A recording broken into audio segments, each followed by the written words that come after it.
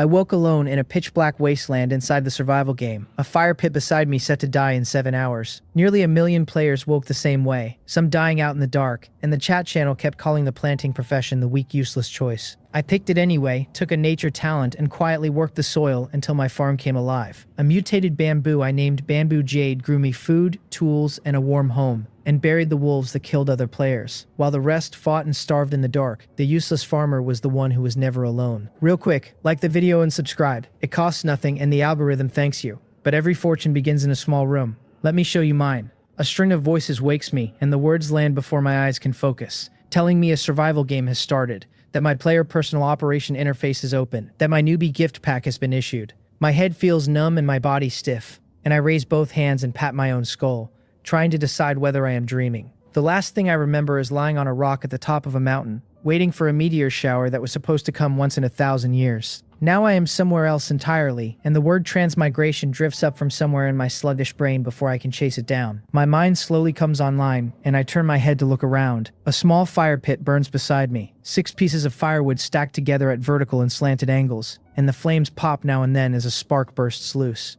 The little circle of light shows me that I am lying on gravel-strewn ground, and beyond that ring of firelight there is only darkness, perfect and total. I steady my breathing to calm myself and try to feel out my surroundings, but there is no wind, no sound, no moon, and no stars overhead. Only the fire and the silence pressing in on every side. In a place this quiet, the only thread I have to follow is the information that just poured into my head, so I call it the personal operation interface. A translucent panel appears in front of me, and after a few tries I find that it answers to thought alone, growing or shrinking and opening or folding away the moment I will it. I work through it quietly. There are 7 panels available to me right now. Personal info, map, home construction, inventory, chat channel, trade channel, and quests. And I decide to take them one at a time. I open the map first, and the only thing it shows me is a tiny fire pit icon with a little figure standing beside it. The entire rest of the field a blank, pure white. From my years of playing games, I recognize this as a map that has not been revealed yet, with no terrain or landforms drawn in, so there is nothing here to study until I explore. Next, I bring up the personal info panel, and most of it reads as either none or not activated. The system lists me as a player tagged Wasteland, Zone 77, 1551. Name Ye-chan.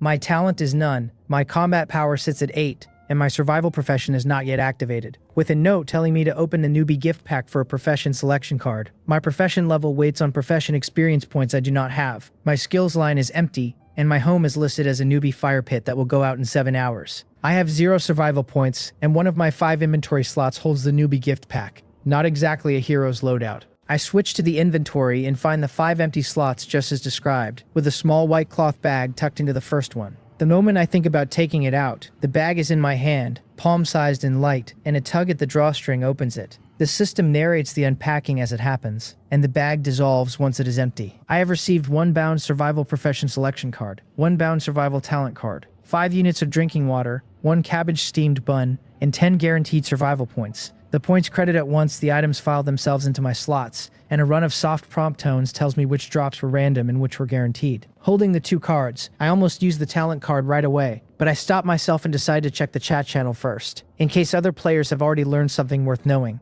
The interface offers several categories. The Wasteland chat channel is locked behind a combat power of 10,000 and a profession level of 3, which I obviously do not have. The one open to me is the Wasteland Zone 77 channel, which lets me send 3 messages a day, each capped at 100 characters. A string of numbers hangs at the top of the Zone 77 chat box, reading 999,994. I stare at it for a while, because it is hard not to assume the count started at a clean round million, and if it did, then 6 people are already gone. Below that, I notice that every message shows the speaker's profile picture, including my own at the bottom.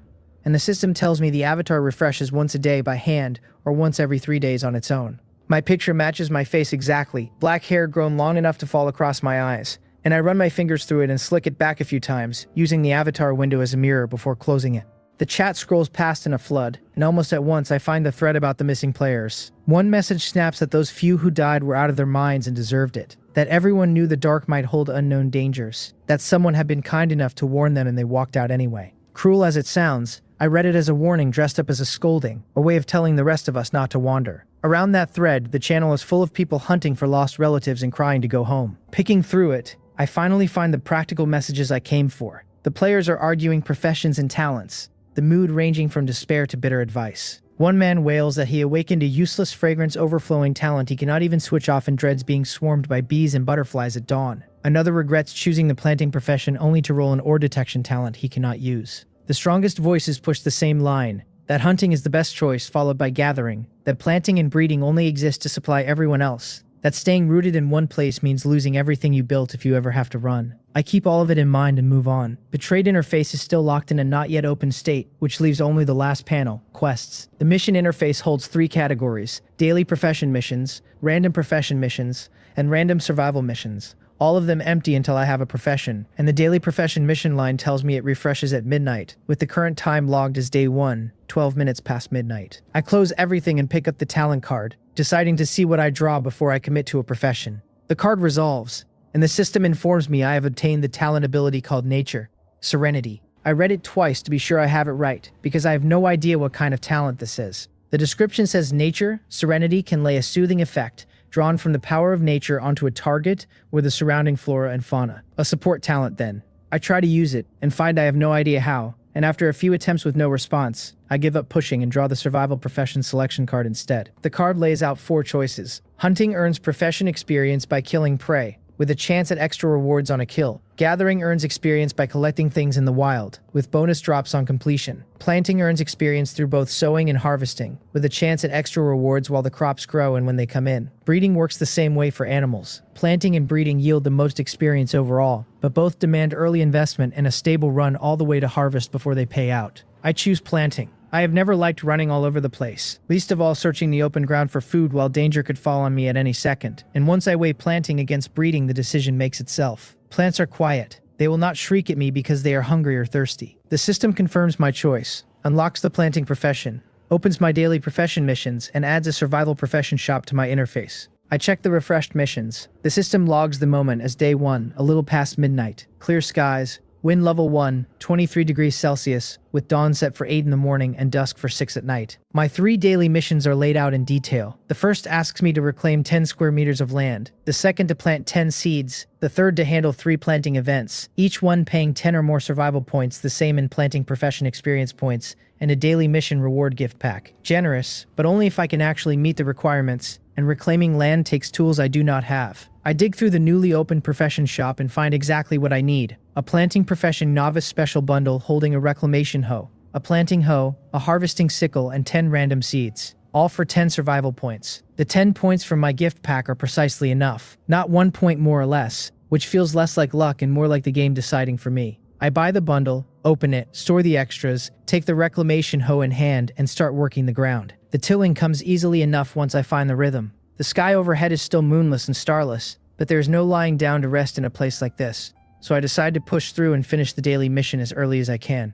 The chat channel keeps wailing about going home and finding parents, and the truth is that being cut off from those particular blood relatives feels less like a loss to me than a kind of relief, but I keep that to myself and keep my hands moving. The system announces that I have reclaimed 1 square meter, and I learn that a plot does not need to be a perfect square to count, that any patch tilled and prepped for planting counts toward the total. The soil here is good, fertile under the scatter of gravel on top, and I crouch and grab a handful and watch the loose earth fall through my fingers. I was hauled out to the fields as far back as I can remember, working the land the moment I could walk, until I left home alone at 16 for the big city and finally let my life get a little easier. Looking at the reclaimed field now, listed in my stats as mine, I feel something I never expected. Not resentment, but a small, settled satisfaction. It turns out it was never farming I hated. What I hated was the helplessness of pouring all that work into ground that would never belong to me. This feels like the day I got my first paycheck after running away to work. The day the money finally landed in my own hands and it was mine to decide what to do with. A joy I still have not forgotten. I stand back up, laughing a little, and keep going, because this time the label says plainly that it is mine. 10 square meters is not actually much, roughly 5 meters by 2, and I work in a slow circle around the fire pit,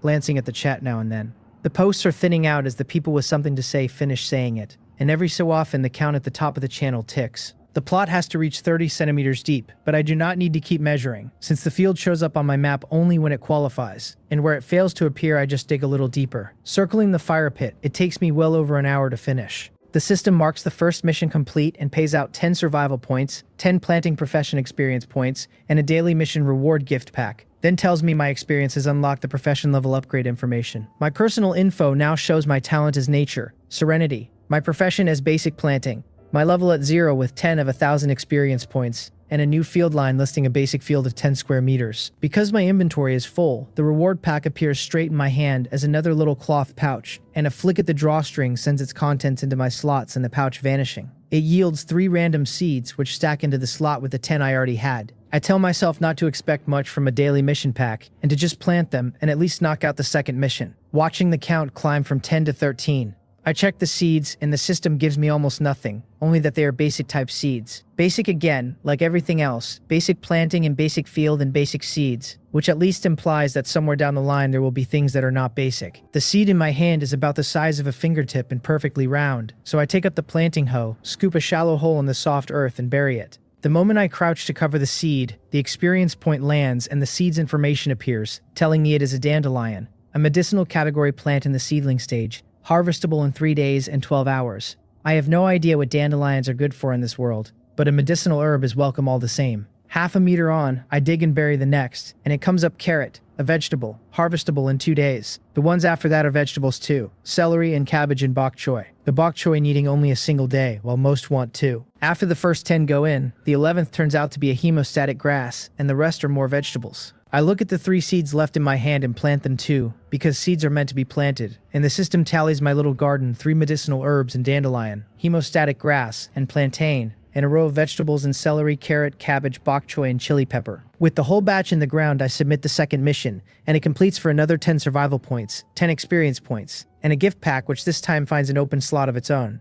I take the pack out and open it, and it gives me 10 units of level 1 wood. Wood with a level tag on it, and more importantly, wood I can use to build a house. With the seeds planted and the open ground around the fire pit mostly turned into fields, I sit down and browse the rest of my panels. The chat channel has gone quiet. Just the occasional question about professions or talents that almost nobody answers. So I open the trade interface, which is finally showing items in the player consignment section. The listings are a mess. People are selling single random seeds for 10 survival points, random cubs for 20, bundles of 5 seeds for 52, almost all of it planting and breeding stock, with no fixed pricing, so the buyer has to sort through it all. I dig into the search settings and switch the category to equipment, and there it is. Over 100 pieces for sale, all basic models, every one of them adding warmth and defense. A basic top runs 50 points, basic shoes 200, but the spread is absurd, the cheapest at 50 and the dearest set to several million. I look at those ridiculous prices and smile, because either someone is showing off, or someone is just using the consignment slots as a private warehouse.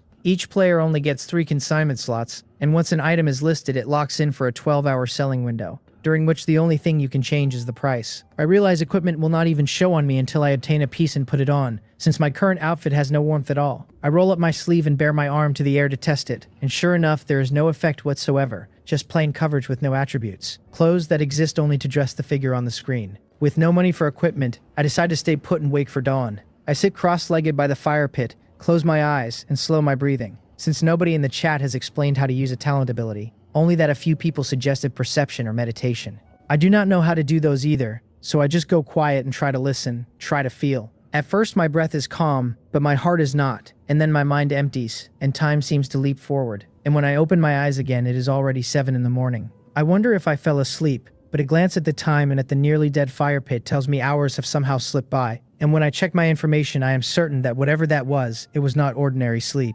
The system confirms it for me, reporting that I successfully used the talent ability nature, Serenity, that the hemostatic grass accelerated its root growth and pulled in more water, and that its abnormal insufficient water state has eased. The mission list updates too, showing me 1 of 3 planting events handled, so it can work like this after all. I knew the talent could soothe plants and animals, but the range of it seems far too wide, and the more I think about it the less it feels like simple watering, and the more it feels like I motivated the plant to solve its own thirst. I think at the little hemostatic grass that it is certainly working hard, crouching to touch its fresh new leaves, and I praise its effort knowing full well the praise does nothing. It is 7:52, 8 minutes shy of daybreak. I sit, take out the cabbage steamed bun, and pull a bottle of water to sip slowly. The bun is palm-sized and cold, soft despite the chill, packed with chopped cabbage and only the faintest whisper of salt. It counts as a meal, barely, looking bigger than it fills, and I wash it down with the whole bottle of water, which is plain and flavorless, about 500 milliliters, and when I finish, the glass-looking bottle simply vanishes without a trace.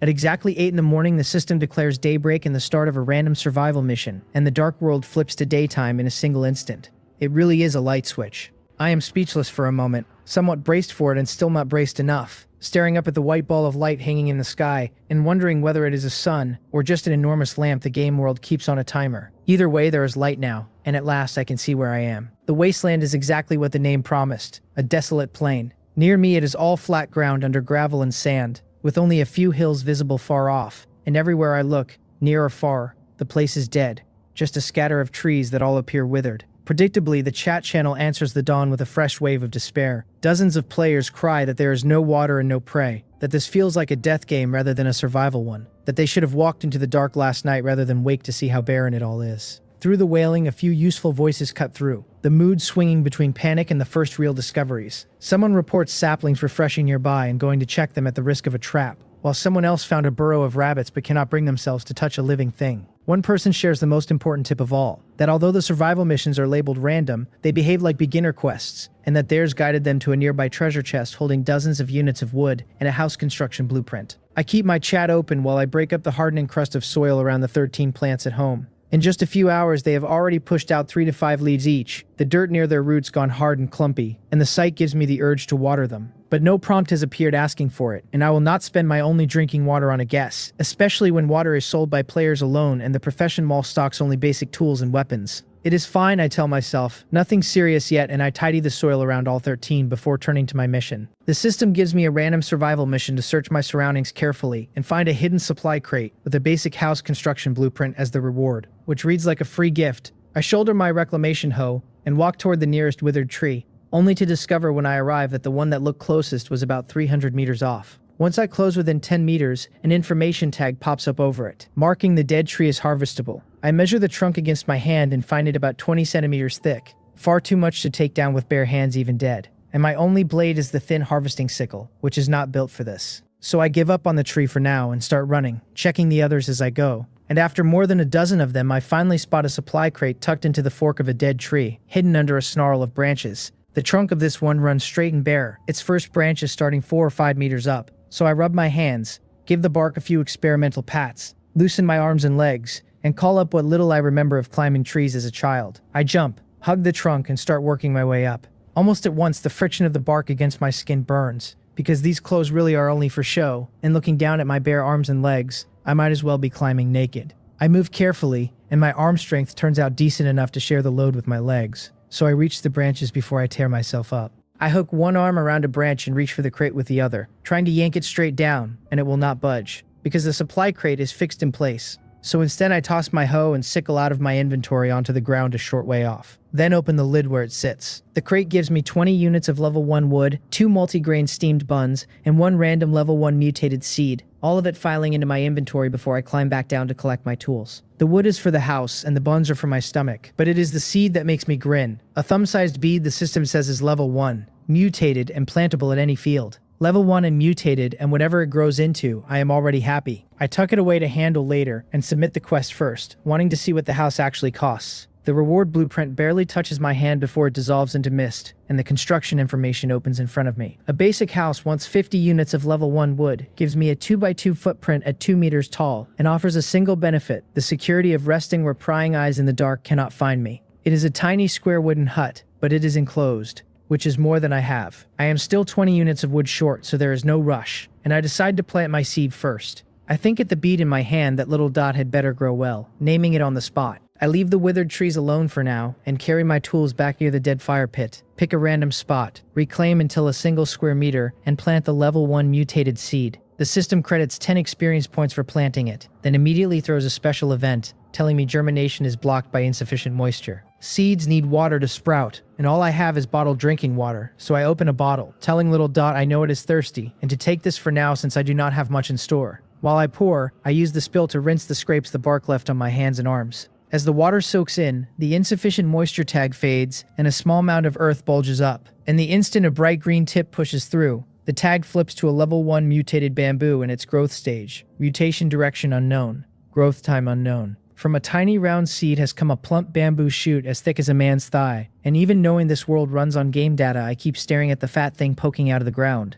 No wonder it was thirsty, I think. Patting it gently, that little bit of water was barely doing it a favor, and a place with no real water source is going to make every drink hard to come by for it. I tell it not to rush growing up, to take it slow, and promise that once our home has water, I will give it more to drink. Then I sit cross-legged, lay my hand against the bamboo shoot's skin, close my eyes, and try once more to reach the talent I barely understand. This time, unlike the strange lost hours of last night, the moment I calm down, I feel a faint connection forming, something I cannot quite name as spiritual power or mental fluctuation, and through it, I sense the plant's roots slowly stretching outward beneath the soil. I keep my attention inching closer to the shoot, and the system rewards me reporting that I have self-attained a nature-type skill, plant observation, with my mental strength up and combat power increased by 3. The sudden chime snaps me out of the spiritual vision, and I slump sideways onto the ground, worn through, mentally drained, weak as if something has been wrung out of me. But I am happy, because I taught myself a new skill and gained 3 combat power, and even though that increase is only mental strength, all of my skills and talents run on spiritual power, so more of it is exactly what I need. I open the panel to read the skill, the corners of my mouth refusing to stay down, and find the description as spare as everything else here. Just that plant observation uses spiritual power to check a plant's growth status. The toggle mode sun is bright and the warmth of it pours down, so I squint and lie there feeling it, going quiet, and without even meaning to I drop into sleep. It is a good sleep, deep and dreamless, and when I wake and check the time it is already 1:15, more than 3 hours gone. I tell Little Dot, the fat bamboo shoot, to grow well at home while I head out to chop wood, because I would rather not keep sleeping on the bare ground beside it every night. The player chat is still lively, most people likely out of their 3 messages, but enough players around that new post keep surfacing. The talk has turned to houses, the gathering crowd bragging about chopping trees and stockpiling peaches and wheat ears and walnuts. The breeding and hunting players complain that wood is impossible to get, that purchase mall tools cannot be resold, and that the cheapest gathering axe on the market runs 100 survival points nobody can afford. One hunting player describes notching a tree with a knife and hammering stones into the gap to break it the slow way. I read it while digging at the roots of a withered tree, because if you cannot afford an axe, you find another way, and my way is the reclamation hoe. Every planting player gets one. It is built for turning soil, and the ground around these dead trees is all soil, so it works. The roots run dried and brittle, and a strike from the hoe snaps any root thinner than a wrist in one go, as long as it is still buried. Out of curiosity, I lay an excavated root on the ground and hit it, and out of the soil it behaves completely differently, harder to break and chewing through several times the durability, which tells me the hoe quietly carries a bonus. Not bad, I think, not too hard at all. After 20-some minutes, the root system of one withered tree is fully hollowed out, and I push it over with both hands until it tips and falls on its own, the trunk and branches slamming down. The wreckage scatters across the ground along with several units of level 1 wood drifting inside little air bubbles. 8 units from this one tree. Added to the 20 from the crate and the 10 from the daily mission, I am still 12 short of the 50 I need. Beyond the wood, I can also gather firewood, 43 pieces of it, good only for burning, with no burn time listed yet. I pick up the firewood and move to the next tree, and over the next hour I bring down 2 more, pulling 8 and 7 units of level 1 wood from them. That gives me enough at last, so I pack the firewood into my slots and head back toward the fire pit with the hoe on my shoulder. Home again, I check on the bamboo shoot first, telling it I will build the house and come back once it is done, giving it a light pat and muttering at it the way you talk to yourself when there is no one else to talk to. The fire pit spot would have been the obvious place, but I turned all that ground into fields in the early hours and will not ruin them now, so I pick a spot about 1 meter from the fat bamboo shoot. I start the construction, controlling a virtual house frame down onto the ground, adjusting its orientation and confirming. The system hands me the basic house, a 2x2 footprint at 2 meters, able to block outside views and shrub off level 1 wind and rain. It is a thin little wooden shack with a flat roof, half the front a door that opens and shuts, the upper half of the other side a wooden window that lifts and lowers. I step inside and have to move carefully, half afraid that lifting my heels will knock my head on the ceiling, because the height is genuinely uncomfortable for me. But it is a house, and it already feels far safer than the open ground. Flipping through a few pages, I find a new entry on the random survival task panel, asking me to collect 100 units of level 1 wood for a basic crafting table. The reward instantly motivates me, since with a house, I will want a bed, maybe a cabinet, and a crafting table is clearly how that gets made. My reclamation hoe is down to 32% durability, so I carry it out, grumbling inwardly at how fragile every tool in this game is. After 2 more trees, the hoe breaks entirely, and I open the profession mall and spend 10 survival points on a fresh one, grateful that the daily missions hand out enough points to keep me supplied, because otherwise gathering 100 units of wood would be impossible. I am not physically tired yet since the hoe's land clearing bonus is real, but the durability burn on these tools is brutal. Dig, dig, dig under the dead trees. After more than a dozen of them, and after my last 10 survival points go to yet another reclamation hoe, I finally have the 100 units of level 1 wood the quest wants. By now, I am 1,784 meters from my little 4 square meter log cabin, the map showing my position, my home, and the straight line distance between them. Too desolate, I think, And lucky the quest only needed 100, because any more and I cannot imagine how far I would have had to run. The map is still mostly white, but a few thin lines of revealed terrain now trace the desolation. Narrow winding routes running all the way from where I stand back home, dotted at intervals because I had to circle and dig around every single tree. It is past 5 in the afternoon, getting dark, so I stop digging and head home with the hoe, this one at 29%, on my shoulder. The walk does not take long, and once back I check the fat bamboo shoot and then the 13 ordinary plants, and seeing no special events, I just turn in the quest. The reward, a basic crafting bench, lands in my inventory, a 1 cubic meter metal box that does not open, with a virtual operation screen on top where I set items to craft one at a time. I want a bed first, and a basic wooden plank bed costs 20 units of wood, which feels rich for a house this size,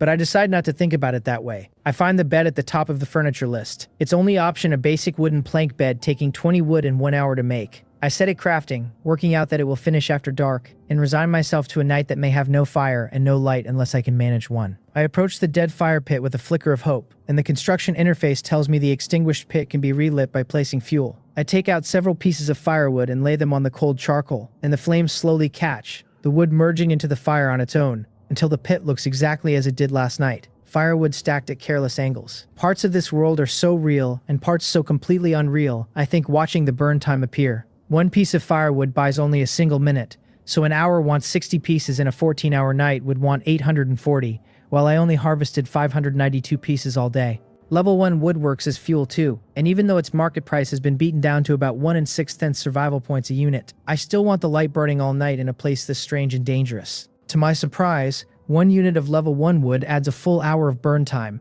not the dozens I feared, so I feed in 5 units total, which carries the fire past 8 tomorrow morning, more than enough. I walk over to the fat bamboo shoot in good spirits and sit down with my last steamed bun, eating and drinking and chatting with little bamboo, telling it that after a whole day its roots have only grown a little, asking if it is tired. I started with 2 buns but ate 1 while working in the afternoon, and finished 2 bottles of water through the day, so all I have left for dinner is 1 bun and 1 bottle.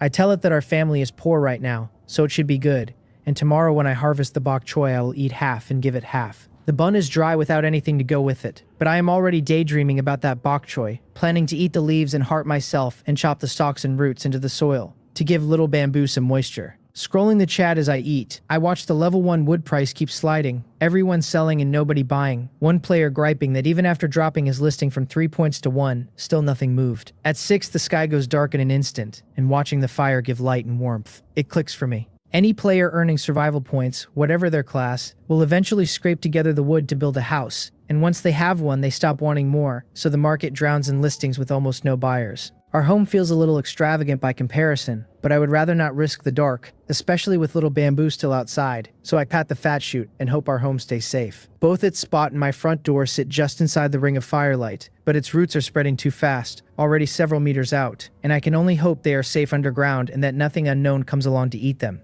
I finish eating, the water bottle vanishing from my hand, then sit cross-legged and lay my palm on the chute to feel my way along the roots. Once my body and mind are calm, I see the root system clearly. A large cluster has grown beneath my house, but instead of climbing toward the surface, it keeps pushing outward. The longest and thickest root already stretched more than a dozen meters, far past anything I expected. The main body, the fat shoot itself, has not grown, yet small bamboo shoots are already poking up from the roots a short distance from the house, and beyond, spreading sideways, many root nodes are sprouting still more roots that drive straight down, hunting for water. I have no idea whether any water source will ever spawn, and relying on crate drinking water alone is nowhere near enough. The system announces the crafting is complete. My spiritual power is badly drained and I have been lying on the ground a while, but the wooden plank bed is finally done, so I get up and return to the house, the open door letting in a faint glow. An air bubble floats above the crafting table holding a very narrow bed, and when I touch it and store it, the information opens up. It is a basic wooden board bed, 1.8 meters long, 0.6 wide, half a meter high, pieced together from boards, with sleep comfort +1, recovery effect +3%, and full durability. 1.8 meters is unkind to someone my height, but at least it is a bed, so I set it inside the house, and it is so small it leaves only a narrow strip of floor between the bed and the crafting table. I lie down to test it, the boards creaking under me, and find I can only fit by curling my legs. I will sleep for a bit, I decide, sleepy and exhausted both, and it really is time.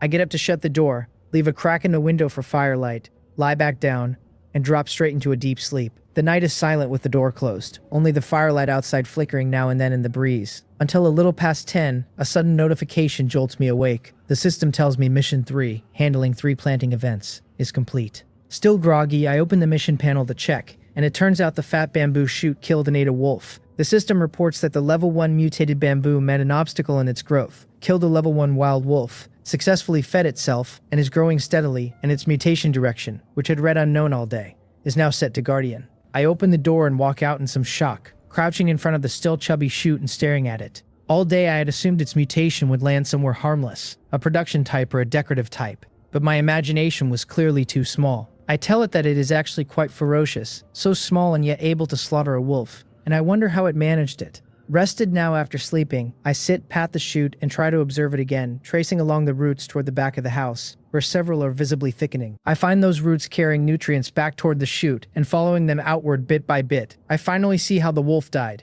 About 20 meters off is a small patch of bamboo, 24 stalks in all, grown in a staggered ring of inner and outer layers around a central clearing. The clearing's surface is laced with crisscrossing roots, several tiny bamboo shoots growing on top of them in a way I cannot quite read yet. And beneath the spread of roots is a pit. At the bottom lie more than a dozen very hard, slender bamboo shoots, and the level 1 wild wolf's corpse is still down there, pierced through with over a dozen holes, the bamboo roots having entered through the punctures and consumed almost all of its flesh and organs. I think that it even knows how to set traps, baiting them too. Genuinely impressive, and I had no idea such a thing was possible. I withdraw my spiritual power and poke the fat shoot a few times. I have grown a hunter, and one that builds traps at that. But since I grew it myself, it likely has no intention of turning on me. And the proof is that Little Dot's roots have consciously avoided every other plant around the house. I submit the mission, which had seemed impossible to finish, and it quietly completed itself, paying 3 survival points, 3 planting experience, and another daily reward pack, the same little bag as before. I open it and find a basic water vein core and 5 more survival points, the points crediting at once, and the special item dropping into my slot.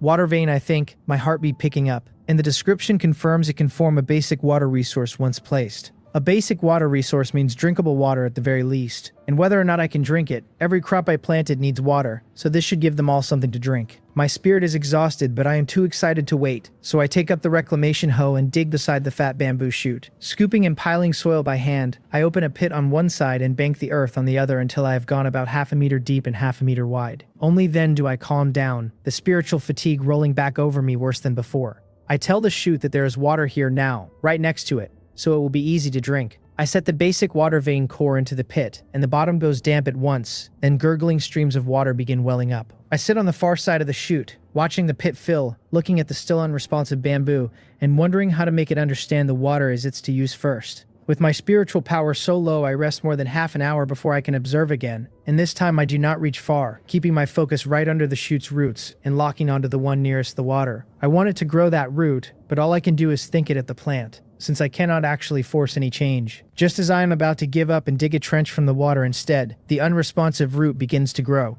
It grows a tiny bit and my spiritual power lock follows, grows a little more and I follow again, until the root finally pierces the soil and touches the water, and I withdraw my spiritual power feeling completely drained. I am just an ordinary person with a combat power of 11, someone who stumbled into learning to use spiritual power at all, and this kind of continuous locking is genuinely too much for me. I tell the little bamboo, my big fat shoot, to drink its water well, since I am going back to sleep, exhausted to the point of stupidity. I pat it with my fingers, then stagger up against the wall, lean on it all the way inside, collapse onto the bed, and sleep the instant my eyes close, too tired even to turn back and shut the door. This time I sleep long, and when I wake the sky is bright, already past 8:30. The system logs the moment as day 2, a little past 8:30, sunny, wind force 1, 25 degrees, 2 degrees warmer than yesterday. There are 3 daily missions again. The wasteland to reclaim raised to 15 square meters, the planting dropped to 5, and the third changed to maintaining fields, 10 times. They pay out survival points in planting experience in a gift pack as before,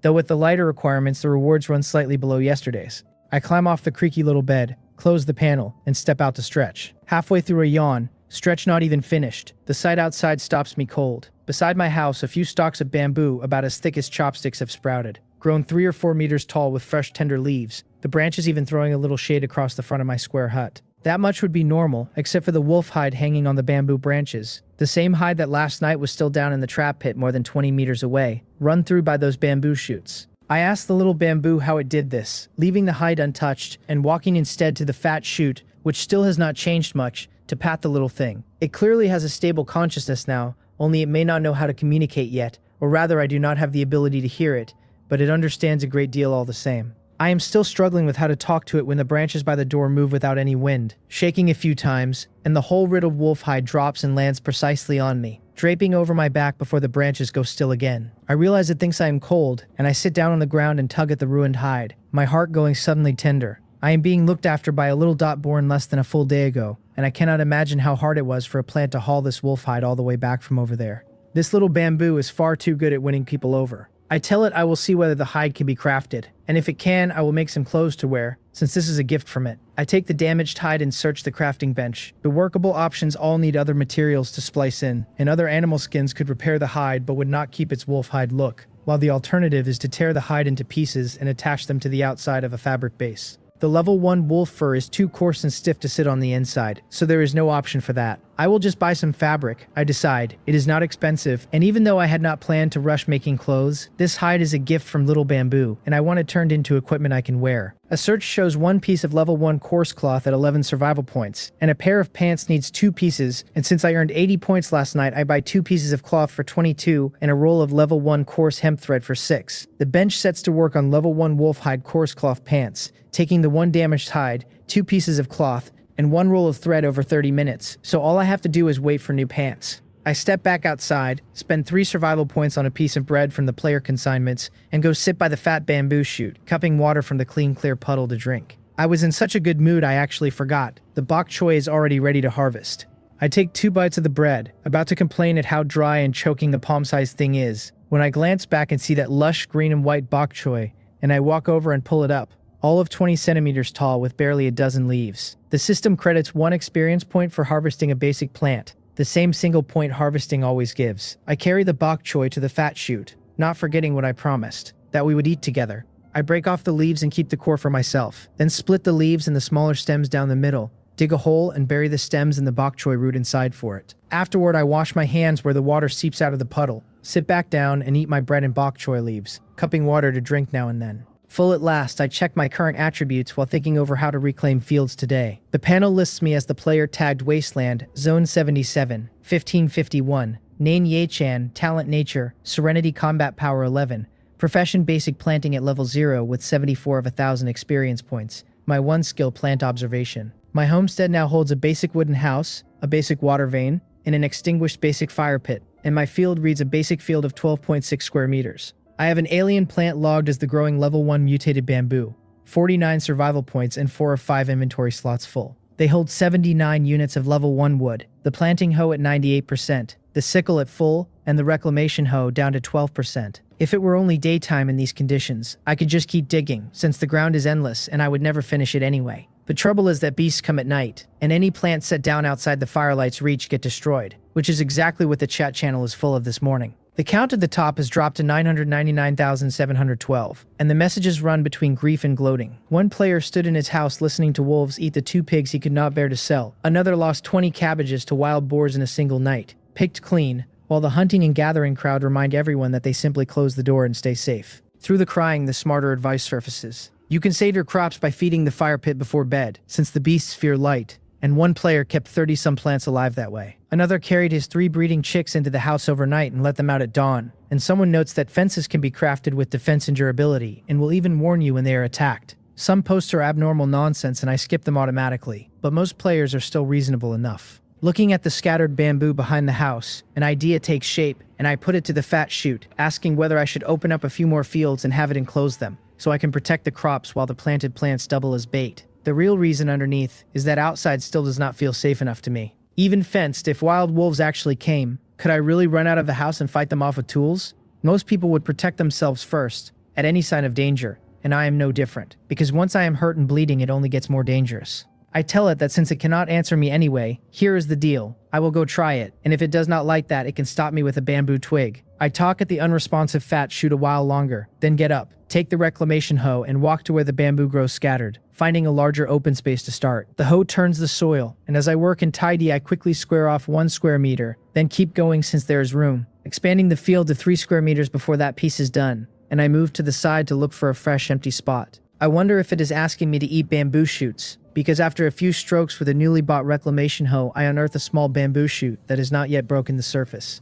I am stunned at the sight of it, and when I see that the only thing attached behind the shoot is a very small root system, that the shoot has grown straight from the tip of that root, I know little bamboo did this on purpose. It feels strange, since I only just fed the little bamboo cabbage leaves and roots, and now this little guy is feeding me back. Maybe worried I have not eaten enough and will go hungry. I glance back toward the fat bamboo shoot, then at the small shoot already in my hand, and decide I cannot waste this kindness. I peel off the outer skin and finish the fresh little shoot in a few bites, and it is fragrant, crisp, and sweet, full of moisture, and the taste is really good. The system marks my first daily mission complete, telling me I have reclaimed 15.5 of the 15 square meters required, and pays out 15 survival points, 15 planting experience points, and a daily mission reward gift pack. Around the place where the bamboo grows scattered, I have carved out several little plots, the biggest a touch over 4 square meters, and the smallest barely more than half a meter. I open the gift pack and find my luck is held, 10 random seeds dropping straight into my slots. On the trading interface, random seeds sell for 8 survival points each at the lowest, so by that math, the pack just handed me the equivalent of 80 points, which is not nothing.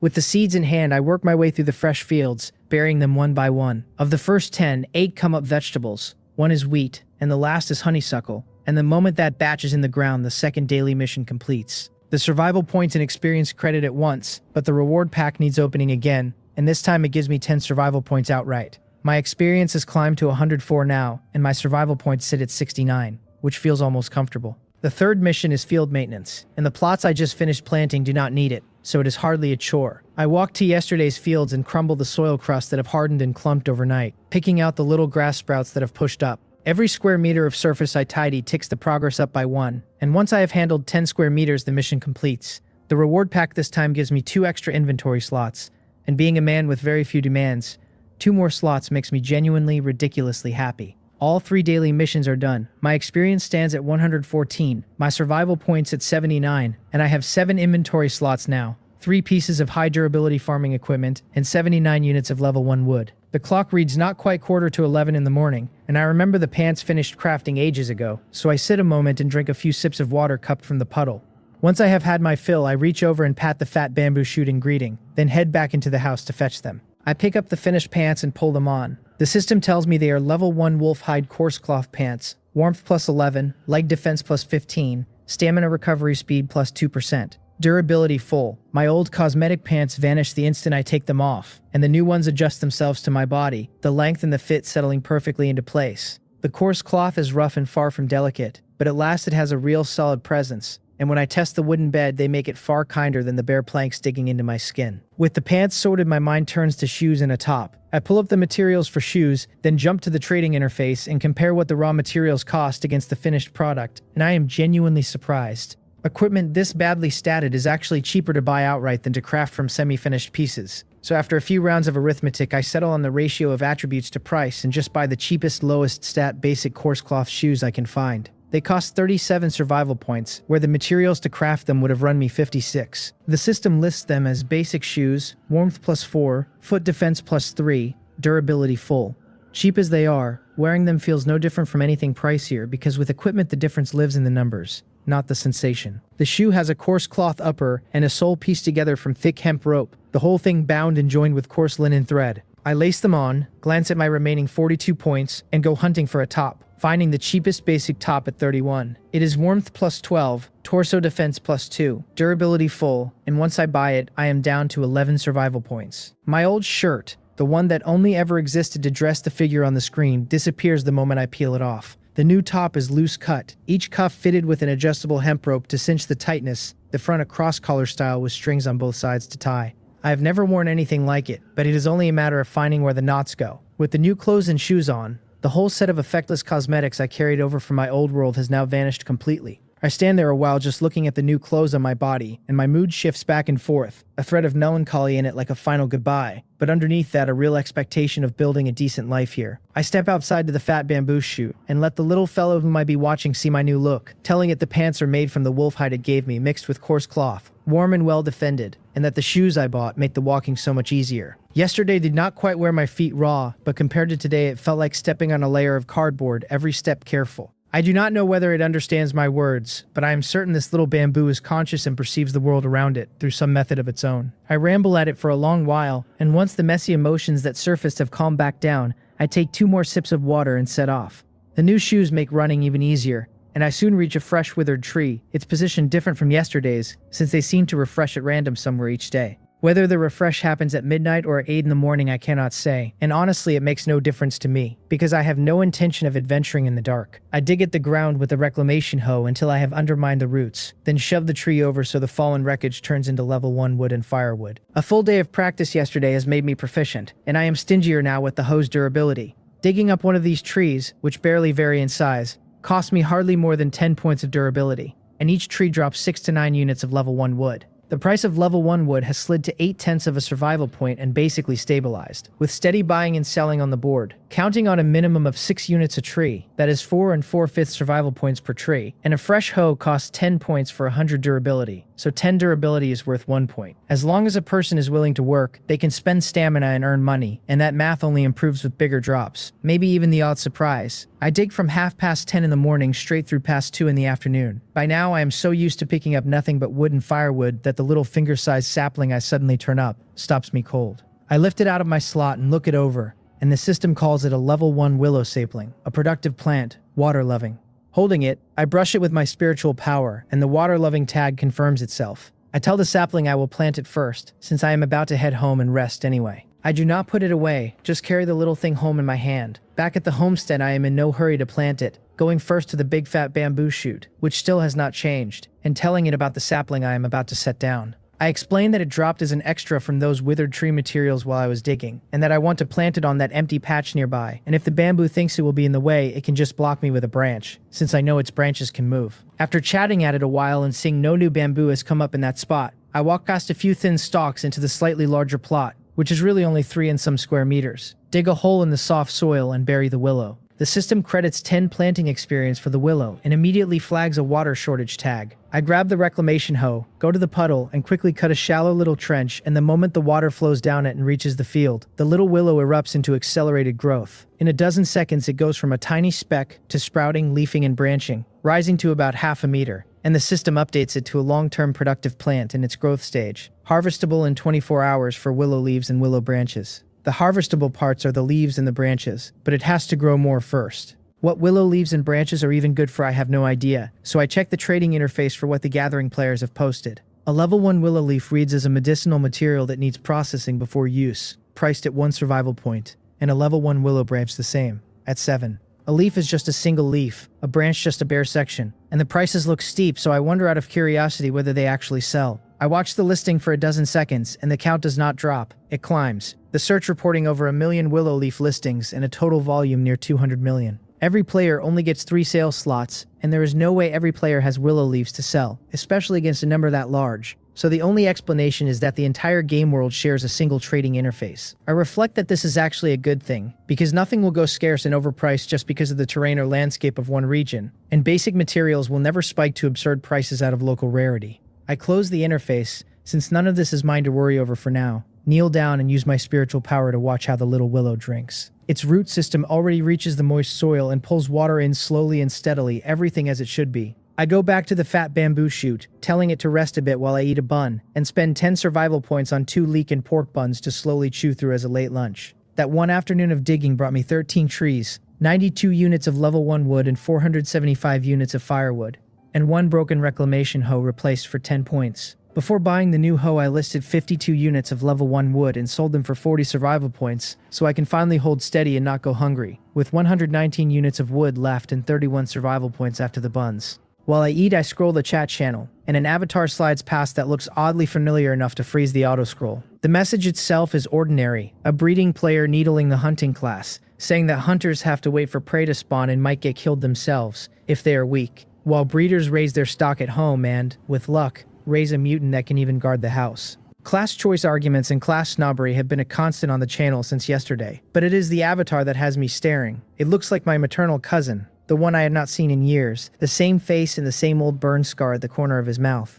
That scar was from when we were small, because I happened to be right there when it happened. When the adults asked how he got burned, the story became that I did it. I denied it, and not one of them listened, every one of them cursing me as a heartless, wicked child, and I was nearly beaten to death on the spot. For years afterward, whenever those adults were in a foul mood and wanted to dig up old grudges, the first thing out of their mouths was how I, a born bad child, had tried to scald my cousin to death at the age of 3. It was not until my teens that I understood they had always known a 3-year-old could not lift a soup bowl that large, that the truth had simply never mattered to them, that they only needed a target for their anger. The world has changed and I can still run into them, which sours my mood thoroughly. I am here and people from my old world are here too, which is normal enough, since a few of those searching for relatives yesterday actually found their family. Still, knowing a thing and seeing it in front of me are two different things, and once I have confirmed I almost certainly have the right man, the buns stop tasting as good. I tell the little bamboo I am full and going back to chopping trees, and that when I return to rest tonight I will tell it more about my childhood, because I had it rough back then. I finish the bun, take a few gulps of water, say goodbye, and set out, telling myself to work hard because only once I am strong enough will the bullying stop, and I can even let myself look forward to a little eye for an eye. Digging trees, picking up materials, digging more trees. From past 2 until past 5, 3 hours slide by, and I put away the hoe and run home. There are not many withered trees left near the house now. The last one I dug over 3,000 meters out in a straight line, far enough that without the map I would not have realized how hard I had run. This afternoon brought 11 trees, 1 new hoe bought for 10 points along the way, and nothing special in the haul beyond level 1 wood and firewood. My slots now hold 204 units of wood and 883 of firewood alongside the planting hoe at 97%, the sickle at full, and the reclamation hoe at 97.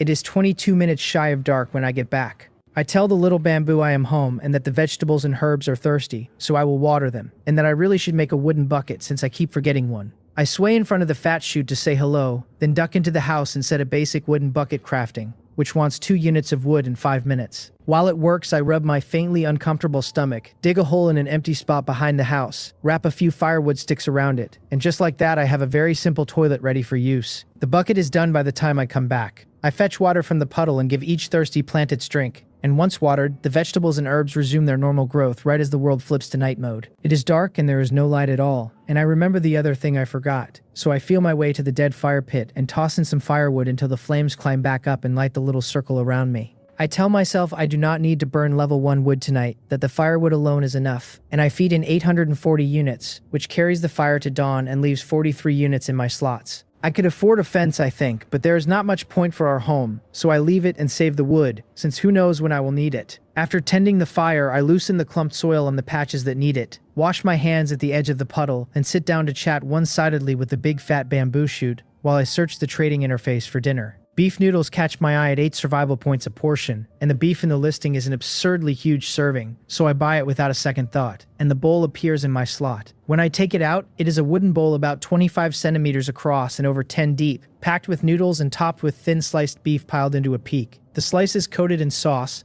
probably no less than half a kilogram of meat. I asked the little bamboo for 2 small branches to use as chopsticks, telling it I will eat the noodles myself since it cannot taste anything yet, and that I will buy it 2 pieces of beef for dinner. I set the bowl carefully on the ground, poke the fat shoot for its branches, and search up half a kilogram of beef at 2 survival points, buying 2 pieces. I dig a hole on the far side of the chute, bury the raw beef, and cover it over. Then wash my hands at the puddle and come back to pick up the bowl. I lean in for a sip of the soup first, which tastes a little bland on its own, but the moment I bite a slice of the salty sauce beef, the seasoning lands exactly right. 2 bamboo branches bend down from the side, leaves brushing across my hair, and even though it cannot speak, the way it keeps pressing them down until they hang right in front of my eyes makes its meaning perfectly clear. It is telling me I asked for these branches myself, so look at them and break them off. I tell it I just did not see them, and not to be mad, that I am only greedy and forgot everything else the second I smelled the aroma, that I will take these 2 and thank it, calling it Little Dot as I do. I sense the little bamboo might be looking down on me, so I reach up and snap the tips off the 2 branches, which happen to make a pair of chopsticks the same thickness and length. Holding the bowl in one hand and the bamboo chopsticks in the other, I thank it as I eat, and after a few bites I find myself chewing the chopstick itself. Like that earlier little bamboo shoot, these can be eaten straight, so I marvel at how good the noodles are and how skilled whoever made them must be, eating the bowl clean down to the last drop of soup before I crunch the chopsticks down piece by piece. They are still crisp, sweet, and juicy. A perfect post-meal fruit. The wooden bowl, being player-made, will not vanish, but its durability is limited, dropped to 63% after holding this one portion of noodles. Full now, I want to sleep, but I decide I should rinse off first, so I check whether my clothes need washing. I pick up the bucket, strip off my shirt, which has lost 2 points of durability, and rinse it directly in the wooden bucket with fresh water, the smell of dirt and sweat washing right out. I carry it to the door and spread it on the bamboo branches beside the house, telling the bamboo its branches will serve me as a drying rack and that I need to wash my shoes too, which I will set on the windowsill. I take off the pants and shoes, wash the pants in the bucket, set the shoes in the dugout ditch, and pour water through them, then stand by the puddles outlet and rinse my hair before dousing my shoulders and neck, with several bucketfuls to scrub the sweat and grime away. Shower finished, I shake out my hair and head back inside to sleep. Before I lie down, I tell the little bamboo I am sleeping first, and that if anything happens, it should knock on the door or window with a twig, and I will wake the moment I hear it. If something really turns up near our home, I will come out to look, and even if I cannot handle it, I can at least be on guard. A swish of swaying bamboo twigs answers me, and reassured, I go back into the room in high spirits, shut the door, and leave the window wide open. The plank bed is still uncomfortable, but a full day of digging has wrung me out so completely that I drop straight to sleep the instant I lie down, and I sleep until I wake on my own. When you are truly tired, it turns out, you just fall straight under. I sit up on the edge of the bed and open the mission panel for the time, which reads, Day 3, a little past 3 in the morning, light rain, wind force 3, 21 degrees. Today's 3 dailies have stepped up, the reclamation raised to 20 square meters, the planting to 50 and field maintenance at 10, each paying survival points planting experience, and a gift pack as always. It is raining and the wind has picked up, and the difficulty seems to have climbed with it, so I open the door and step out to see for myself. The rain is really just the faintest drizzle, the odd tiny droplet landing in my palm, hardly even a proper mist, with the wind only gusting now and then to set the twigs and leaves swaying. I pull my clothes off the bamboo twig by the door, and find the inside dry but the outside a little damp, since they must have dried fully before midnight and only slowly taken on moisture after. I tell the little bamboo it surely is not asleep, and that I will fix it some vegetables to taste in a bit. But first I am going to harvest these. In the still and quiet, I walk to the first day's vegetable plot and start pulling, the system crediting 1 planting experience and a celery for the first stalk. The celery is nearly as thick as my arm and heavy with it, 2 stalks in all, and I pull them both, then 2 carrots whose tops are still joined to the roots, so I harvest them as they are. Then come 4 heads of Chinese cabbage, each a good 6 or 7 pounds, and the chili peppers, which I do not pick individually since pulling the plant sends them straight into my slots. 9 vegetables, 9 experience points. I carry 1 stalk of celery, 1 carrot, and 2 heads of cabbage to the fat bamboo shoot, dig a hole, and bury them, then sit, pat the shoot in greeting, and observe. My mental perspective follows underground and watches the fat shoot's roots, dense little rootlets swarming over the buried vegetables, piercing them and drawing the moisture and nutrients out, breaking them down fast. Nothing changes in the bamboo after the meal, but the slow, contented swaying of its twigs and leaves makes its good mood plain enough. I tell it I am not sure whether it eats chili peppers, but that I will pick one to try, and I pull the whole plant, half a meter tall, with 6 big green peppers each over 10 centimeters long. This kind of chili counts as a vegetable but carries a little heat, and once I bury one and watch, that one gets eaten too, the twig swinging in a wide happy arc that tells me it likes it. I tell it that since it likes them I will give it a few more and keep only 2 for myself, along with the chili stems, carrot tops, celery roots, and celery leaves. I take the vegetables out, set aside 2 peppers, strip the celery of its leaves and roots, and bury everything I will not eat. After watching the bamboo roots finish it all off, I stand up in a good mood and head back to my room. Last night's beef noodles were delicious, but I do not want to live only on ready-made food, and I have been thinking for a while now about cooking for myself. I am awake anyway, so I may as well start, and I set the prepared vegetables on the edge of the plank bed and search the crafting table for what a stove needs. A basic stove wants 10 level 1 iron ore and 10 level 1 stone over 15 minutes, and the design is exactly as simple as it sounds. Stones lining the bottom, a 3-sided frame, an iron pot on top. Iron ore runs 1 8/10 a unit, and stone 1 2/10, 30 survival points in all. And with only 9 to my name, I check level 1 wood at its lowest price of 77 hundredths, and immediately list 100 units. Because mine is the lowest price, the listing clears almost instantly despite the heavy supply at that point, and the 77 survival points come in. I buy the stove materials, set it crafting, and with 56 points left I search up a terrible basic kitchen knife for 2. While the stove finishes, I set a basic cutting board crafting, which needs only 1 unit of wood in 1 minute. After that comes a 40 centimeter wooden basin for 3 units of wood. Then a tableware set of 1 bowl, 1 plate, 1 pair of chopsticks, and 1 rice scoop for a single unit of wood. The materials for all of it are truly minimal. After that, I spend 3 more survival points on a portion of pork belly with a thin layer of skin. Then remember the one thing I cannot skip, salt, since I can do without green onions, ginger, and garlic for now, but not without salt. I find basic salt at 5 points for a wooden bowl full, which divides into many uses and so is hardly expensive, and once I have it, I am ready to cook. I come to the doorway, look around, and settle on the spot beside the fire pit, since the reclaimed ground there, once leveled and packed, is actually clean and tidy and carries no restrictions on placing things. I take out the basic stove and set it down, a meter tall on a single square meter of ground, and so simple it has no chimney. So when I carry firewood from the fire pit to light it, the ash inside scatters about on the wind. I cough through it, telling myself I cannot be picky, and this is already plenty good, because I've always been good at managing my own mind, and even choking on smoke a few times does not dent my anticipation for cooking. I set water boiling in the pot and go back inside to cut the meat and vegetables. I cut the fatty meat off and set it aside, then arrange the cut vegetables in a basin, keeping them a little separate. I blanch the celery and carrots first, pour off the water, dry the pot, render the fat from the fatty meat, then add the lean meat, celery, carrot slices, and salt to stir-fry a large plate of the 2 vegetables. That is not the end of it, so I rinse the pot, boil fresh water, add lean meat slices, a bit of salt, and some cabbage leaves for a light soup. While it boils, I shred the cabbage stems and a green pepper, slice the reserved carrots and the blanched celery thin, and mix them in a washed basin with salt for a cold dish. When the soup is done, I spin 15 level 1 wood at the crafting table on a wooden table and a wooden stool, and I set them outside the house, right beside the fat bamboo shoot. 1 hot dish, 1 cold dish, 1 soup, and a steamed white bun bought for 2 survival points. That is my breakfast. The ingredients and seasonings are thin, but it is original and honest. The natural sweetness and crunch of the vegetables genuinely good, and I eat 2 or 3 times what I used to and rub my full stomach, thoroughly satisfied. Just past 5 o'clock now, nearly 3 hours to dawn, and since I cannot go into the dark yet, I stay home and tidy the fields I reclaimed before. I pack the soil at the house entrance firm to make walking easier, then circle each of the 3 medicinal herbs by the fire pit, the ones with about a day and a half of growth left, building a little ridge around them. They show no water shortage, but I haul a bucket over and water them all the same, and after all that it is only 6:30, an hour and a half to dawn. It is no good having nothing to do.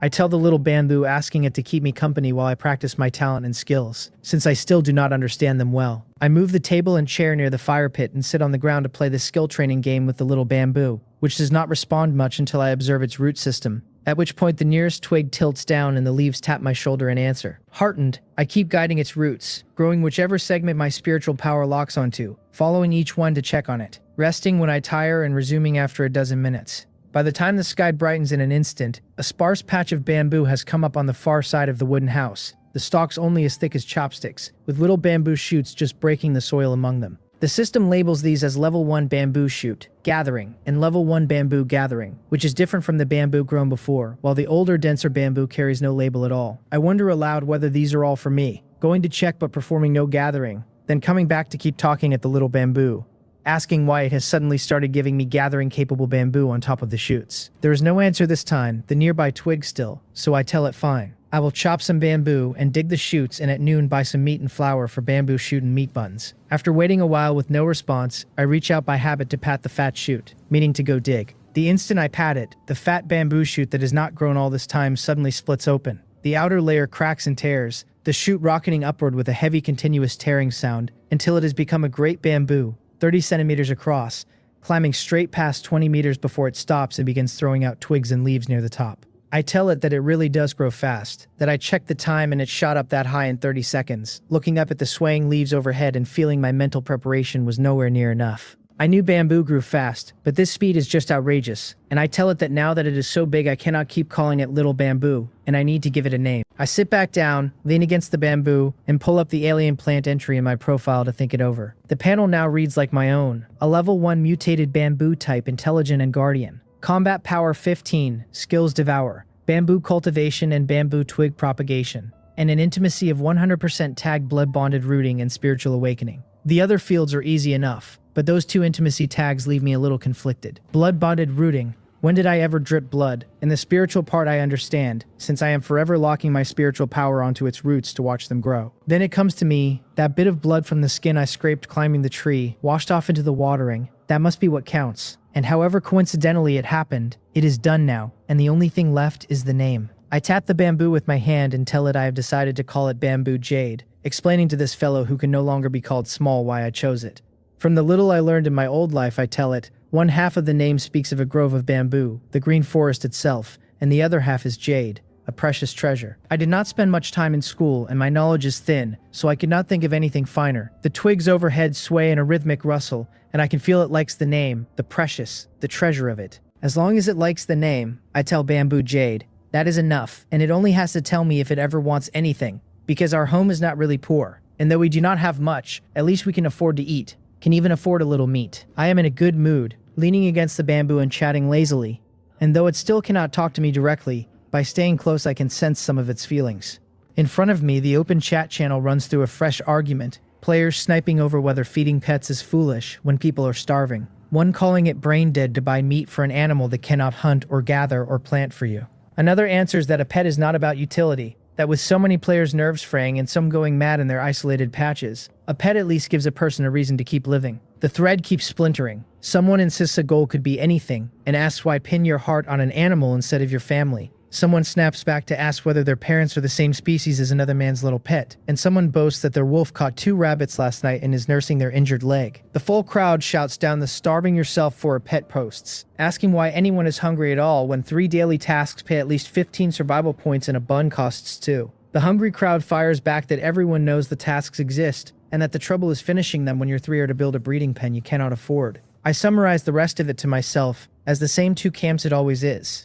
One side preaches that you can claw your way to survival by digging dirt with a planting hoe, and a stone if you have no hoe. The other answers that if living means grinding skin and scraping flesh over and over, then it is better to just die. Through it all I lean against the bamboo, scoop up a fistful of soil, squeeze it, and let it fall. In our area's channel, some shout to work hard, some shout to give up and wait for death. The occasional motivational post breaking up the despondent ones. I tell Bamboo Jade I just spotted someone whose profile shows them in level 1 beast hide gear and a beast bone hat, all the while crying they have not eaten in 2 days and are about to starve. And I tell it how good this person is at acting. I cannot see their other stats, but that hat and that top, as long as the durability is not below half, would sell for 20 or 30 survival points, and beast hide gear is level 1 at minimum. I made my own pants from damaged level 1 beast hide and level 1 coarse cloth, and the result came out level 1. And the board shows basic equipment is otherwise just coarse cloth and coarse hemp rope. Even though the avatar updates on its own every 3 days, it at least proves this person once had that gear on them. A few bamboo leaves with faint purple patterns drift down onto my arm as the twigs sway, Bamboo Jade clearly agreeing with my grumbling that some people are having quite a time play acting. I tell it that watching the channel now and then does turn up some genuinely funny information, and that this morning I will reclaim land first, and dig trees in the afternoon. After resting a while I stand, carry the reclamation hoe to the other side of the house, and get to work on the small bamboo stalks and shoots Bamboo Jade set out for me to collect. The thin stalks can be crafted into all sorts of things, and the little shoots are not only edible but carry a chance of yielding plantable bamboo, the seedling kind, which I only learned after a few strokes turned up plantable shoots I had not expected. A chubby shoot I dig up shows different information from the rest. A level 1 green bamboo seedling.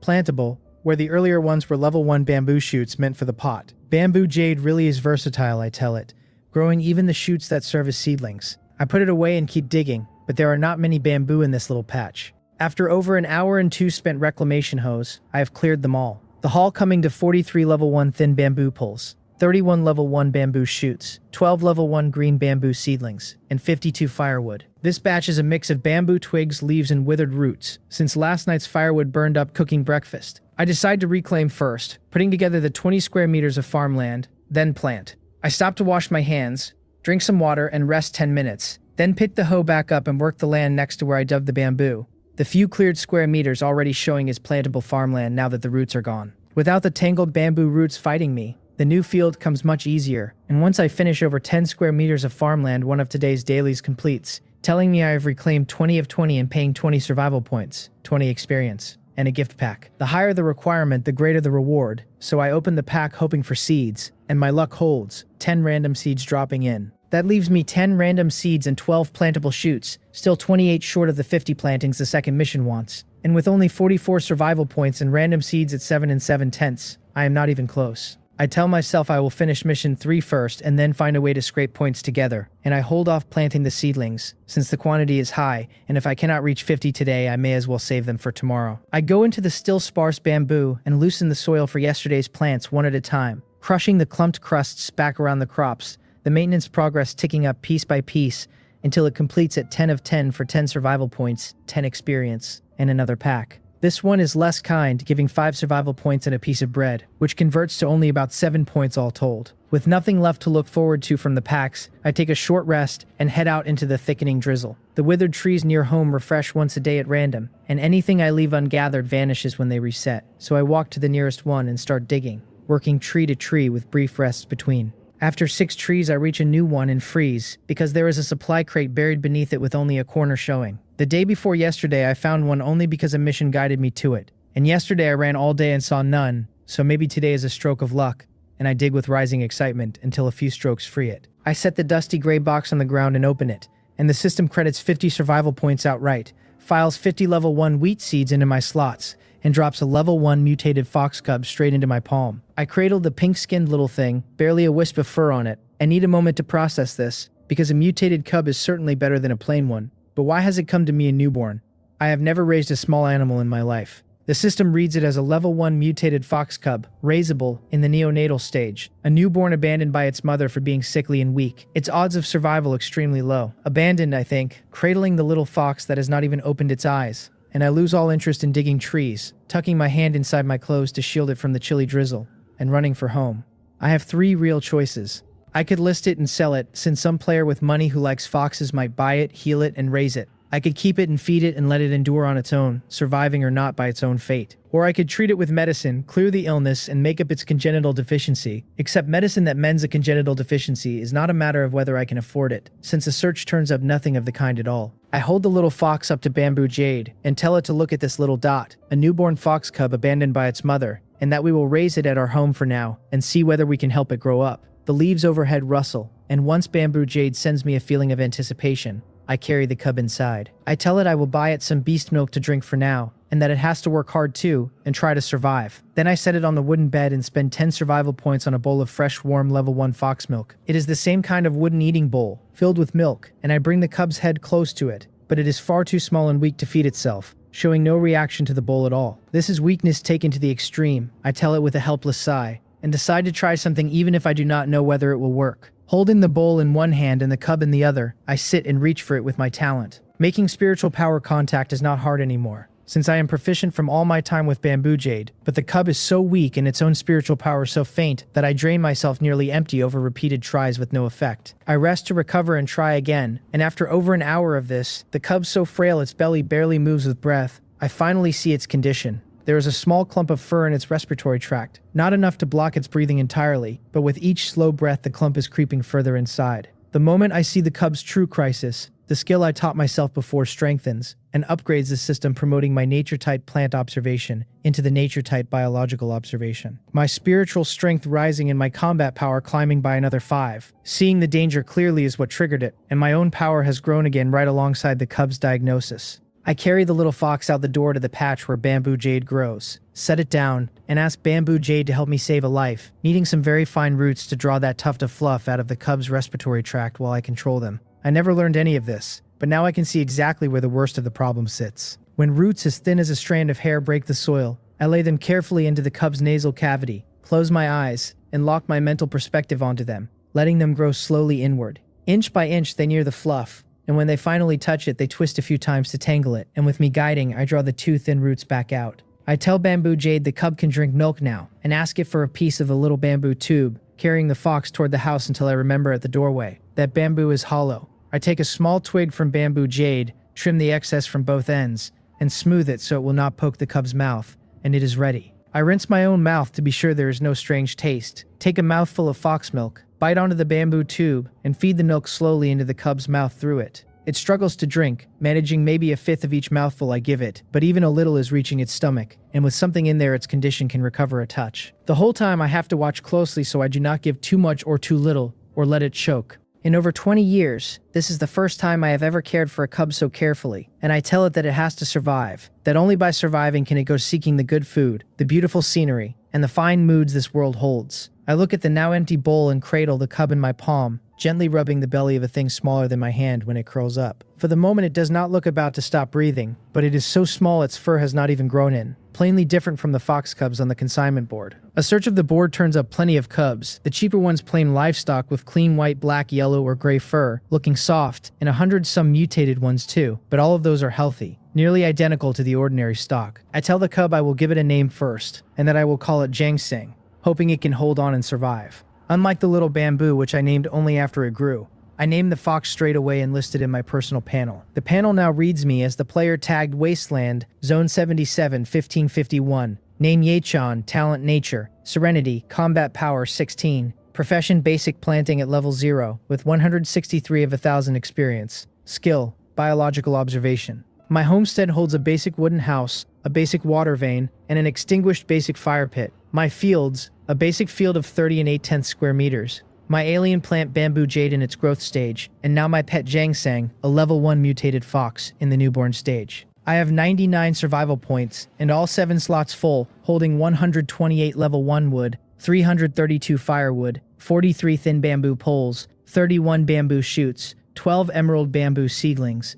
10 random seeds, and 50 wheat seeds. A faint sound comes from the cub's mouth, and after the milk it can finally move a little, though only its chin and its mouth, before it curls back and goes still. I tell Jangsang to be a good boy, to sleep well once it is full, since I am going to plant the fields. I take off my jacket, lay it on the bed, and shape it into a softer little nest, and set the cub inside, smiling as it tries to scratch a few times after I put it down. I cover it with the sleeve I left aside and go out to plant. The 50 wheat seeds from the supply crate are exactly enough to finish today's planting mission. And because wheat takes little room, only half of the small field I cleared after the bamboo gets used. Level 1 seeds, mutated or not, give 10 experience each to plant, so 50 wheat seeds is 500 planting experience in one stroke. I look at the random seeds and plantable shoots left in my slots, hesitate a moment, then go to yesterday's cleared land in the bamboo forest and plant them all. The 12 bamboo seedlings for 120 experience and the 10 random seeds for 10 more. Submitting the mission adds 50 experience on top, putting me at 843 of 1000, not far from the level up, and 50 more survival points, leaving me 149, with 1 daily reward pack still unopened.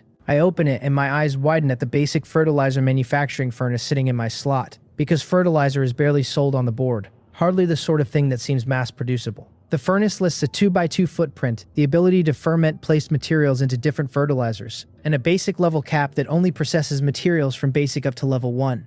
I set it on the open space in front of the house and read it over, and as a basic furnace it cannot touch anything higher than level 1 for now. The higher tiers presumably waiting on an upgrade. None of the current basic equipment shows what an upgrade even requires though, so I cannot tell whether I need to craft higher gear from scratch or simply raise my profession level. Looking over the basic and level 1 materials I actually own, I realize I have hardly any, not even many basic ones, just 1 chili pepper, 1 cabbage, and a barely used portion of salt by the bed, plus whatever sits in my slots. I decide to experiment with vegetables, telling myself I can harvest more cabbage tomorrow, so I will try the one I have for now. The furnace looks like a large double-door refrigerator split into upper and lower halves. The top door is opening to load materials, and the bottom door to retrieve the finished fertilizer. The top split vertically so different items can go in each side. I load a cabbage, close that door, and the furnace reports fertilizer manufacturing in progress, finishing in 3 minutes, and while that side is locked, the other stays open for filling. I do not just wait out the 3 minutes. I check on Jangsang sleeping inside, then carry the cutting board to the stove, shredding the leftover chili pepper,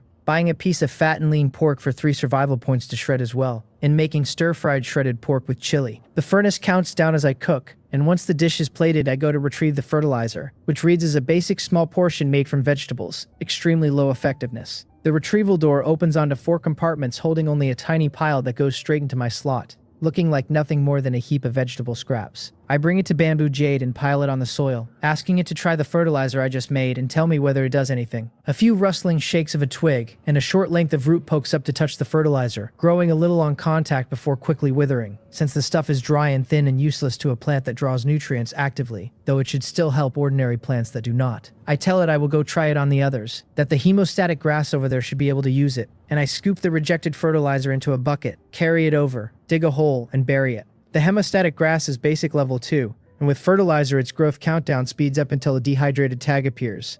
So I fetch water, douse it, and watch it shoot ahead until the countdown returns to normal, confirming that fertilizer from 1 basic cabbage cuts a similar basic herb's growth time by 3 hours. It is not worth it, at least not at this stage, where fertilizing the fields feels meaningless to a penniless man. I spend 10 survival points on 5 pieces of pure lean meat, bury them for Bamboo Jade to absorb, wash my hands, and spend 2 more on a bowl of white rice. With the rice and my homemade stir-fried shredded pork with chili, I finish the meal, still not full, and eat the bread I got earlier on top of it, rubbing my barely full stomach and suspecting my appetite is only going to keep growing. Fed at last, I go back to the chat channel. It is the 3rd day, and though I do not know how those players died, in 2.5 days 3,790 of them are already gone. The running count for Wasteland Zone 77 now reading 996,210. The players were shocked at the falling numbers at first, but they have grown used to it, and almost nobody raises the death toll anymore. The channel has little novelty now, holding its same rhythm, some discussing profession details, some warning that the wild creatures are dangerous, others talking about wanting to move their homes. Moving seems impossible for the moment. Some players tried, and while the house itself can be relocated, the extinguished fire pit is the catch, since no matter how the house moves, the fire pit stays the exact center of the player's map, the home's anchor point, and many agree it simply will not budge. One man tried digging out the soil around his fire pit to carry the whole thing off on wooden boards, only to get a prompt the instant he dug close that the basic fire pit cannot be dismantled.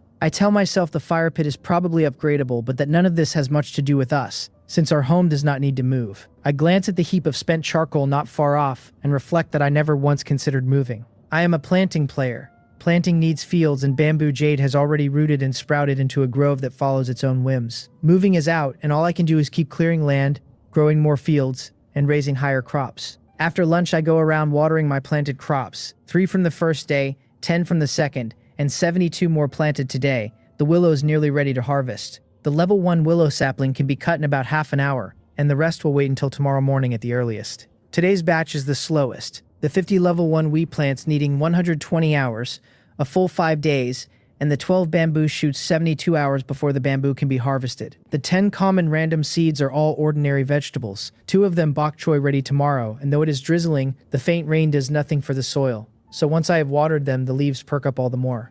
I tell Bamboo Jade I am heading out again to dig up more wood, and that I will leave Jangsang inside wrapped in clothes where there should be no trouble. I pat the big bamboo, fill it in on the plan, and set off toward what looks like the nearest withered trees, which still turns out to be over 400 meters away. Wielding the hoe, I dig, glancing now and then at the minimized chat channel to keep half an eye on the others. Information runs true and false, and people run good and bad, and I admit I am not the type who is strong inside or out, so all I can do is keep my own peace and stability as best I can. In our area, some players have found familiar relatives and friends, and at first, when someone succeeded, many envied the luck. But in just over 2 days, there have already been several cases of acquaintances airing each other's flaws and cursing one another. And even with only 3 messages a day, these farces still erupt, which gives the onlookers plenty of entertainment. Keeping track of the time, I dig 2 trees and run home, since it is time to pick willow leaves. The willow at home has entered its harvesting phase, grown to only 2.5 meters, its branches nearly all hanging down with some tagged harvestable. I reach up and pick a willow leaf, a basic level material, and pick straight on, leaf after leaf, until after 13 ordinary ones, the 14th comes up level 1. Compared side by side, the level 1 leaf is a little larger and thicker, so I collect them all and keep going. Once every leaf is picked, the last 2 harvestable willow branches remain, both level 1, and the second credits 10 planting experience as the harvest completes. This is not bad at all, I think, though I cannot tell yet how many times the tree can be cut, since the willow shows no information about that. The branches go into my slot, and the willow's tag reverts to exactly what it read before, a long-term yielding plant in its growth period, harvestable again after 24 hours, the harvest window simply rolling back to the growth period now that the cutting is done.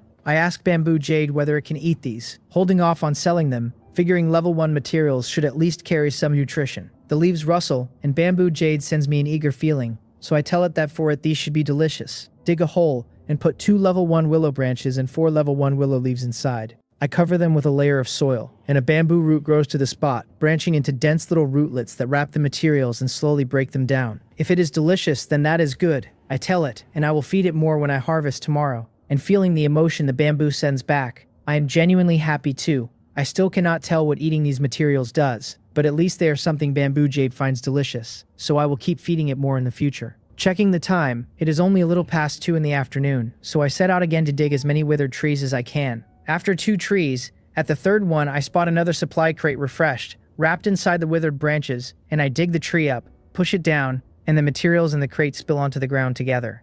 I open the crate to 3 items, a level 1 gathering glove, 6 drinking water, and 2 bread. I have a water source at home and do not need the water, so I list all 6 portions for 5 survival points. The glove reads as hand equipment, defense plus 15 with an additional drop rate of 2% when manually gathering. But that bonus only works for gathering profession players, so it is no use to me directly, though the special amplification makes it relatively pricey. I search the trade interface for similar amplifications and ratios to gauge the price, and when I see 205 survival points at the lowest, I marvel that it is genuinely valuable, and I list my own at that level.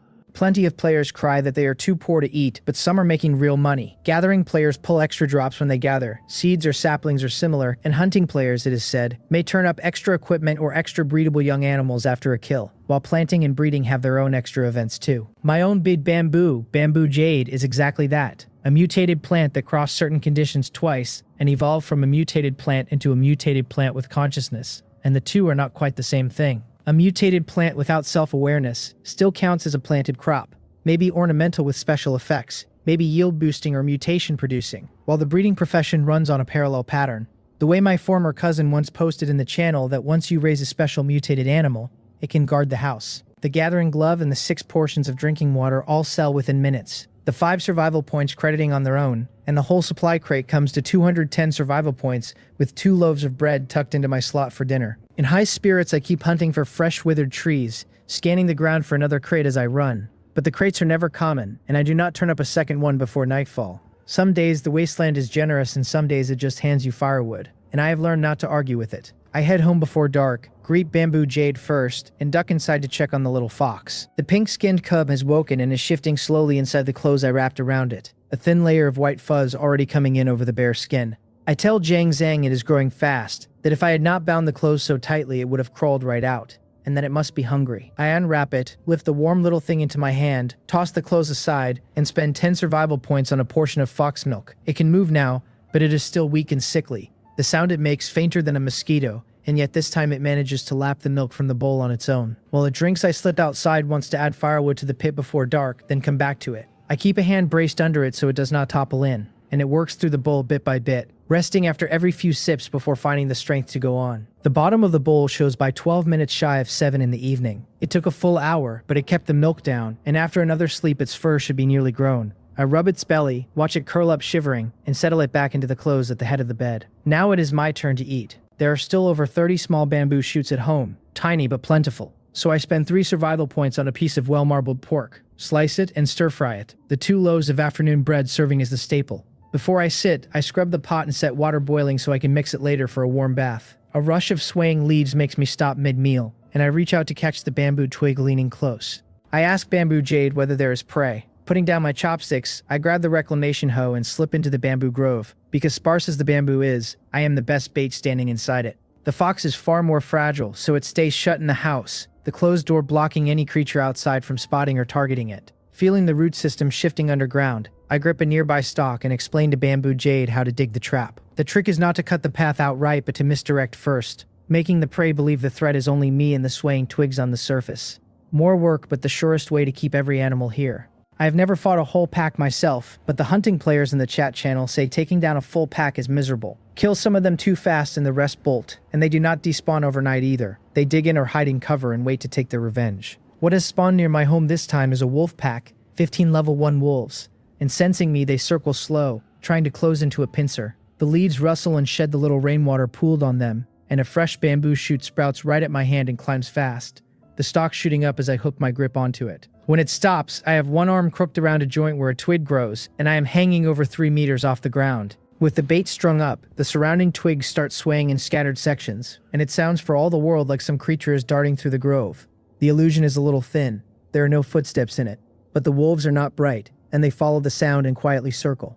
I think at Bamboo Jade that there is no rush to dig the pit underneath a touch more, over to one side. Eyes closed, I switch to observation mode and help Bamboo Jade carve the pit out through the roots. The trap dug wide and deep with dangerous spikes set waiting at the bottom. To keep any wolf from leaping clear, a ring of bamboo has to grow up around the area, and a second ring of slanted stalks woven through the upright ones, the whole thing braiding into itself as it grows. All of that takes time, and the pack needs time too, to pin down exactly where I am. After a standoff of over half an hour, my arms are going numb from hanging, and the wolves finally fix my position. One howl, and 4 adults rush in from different directions into the space where I dangle, but 2 jumps tell them they cannot reach me. With the prey in plain sight and out of paw, the wolves inside keep yipping to call the ones still outside, and once the first batch confirms there is no danger and I am merely hiding up high, 4 more come running in. I do not just wait it out, I snatch a nearby stalk and snap it, leaving a jagged edge sharp as a blade, and I start jabbing downward, now and then catching a wolf square, scraping off fur, and opening a bloody gash. The damage is small and I am safely out of reach, but after 10 odd minutes of this needling, the last 7 wolves finally slink in,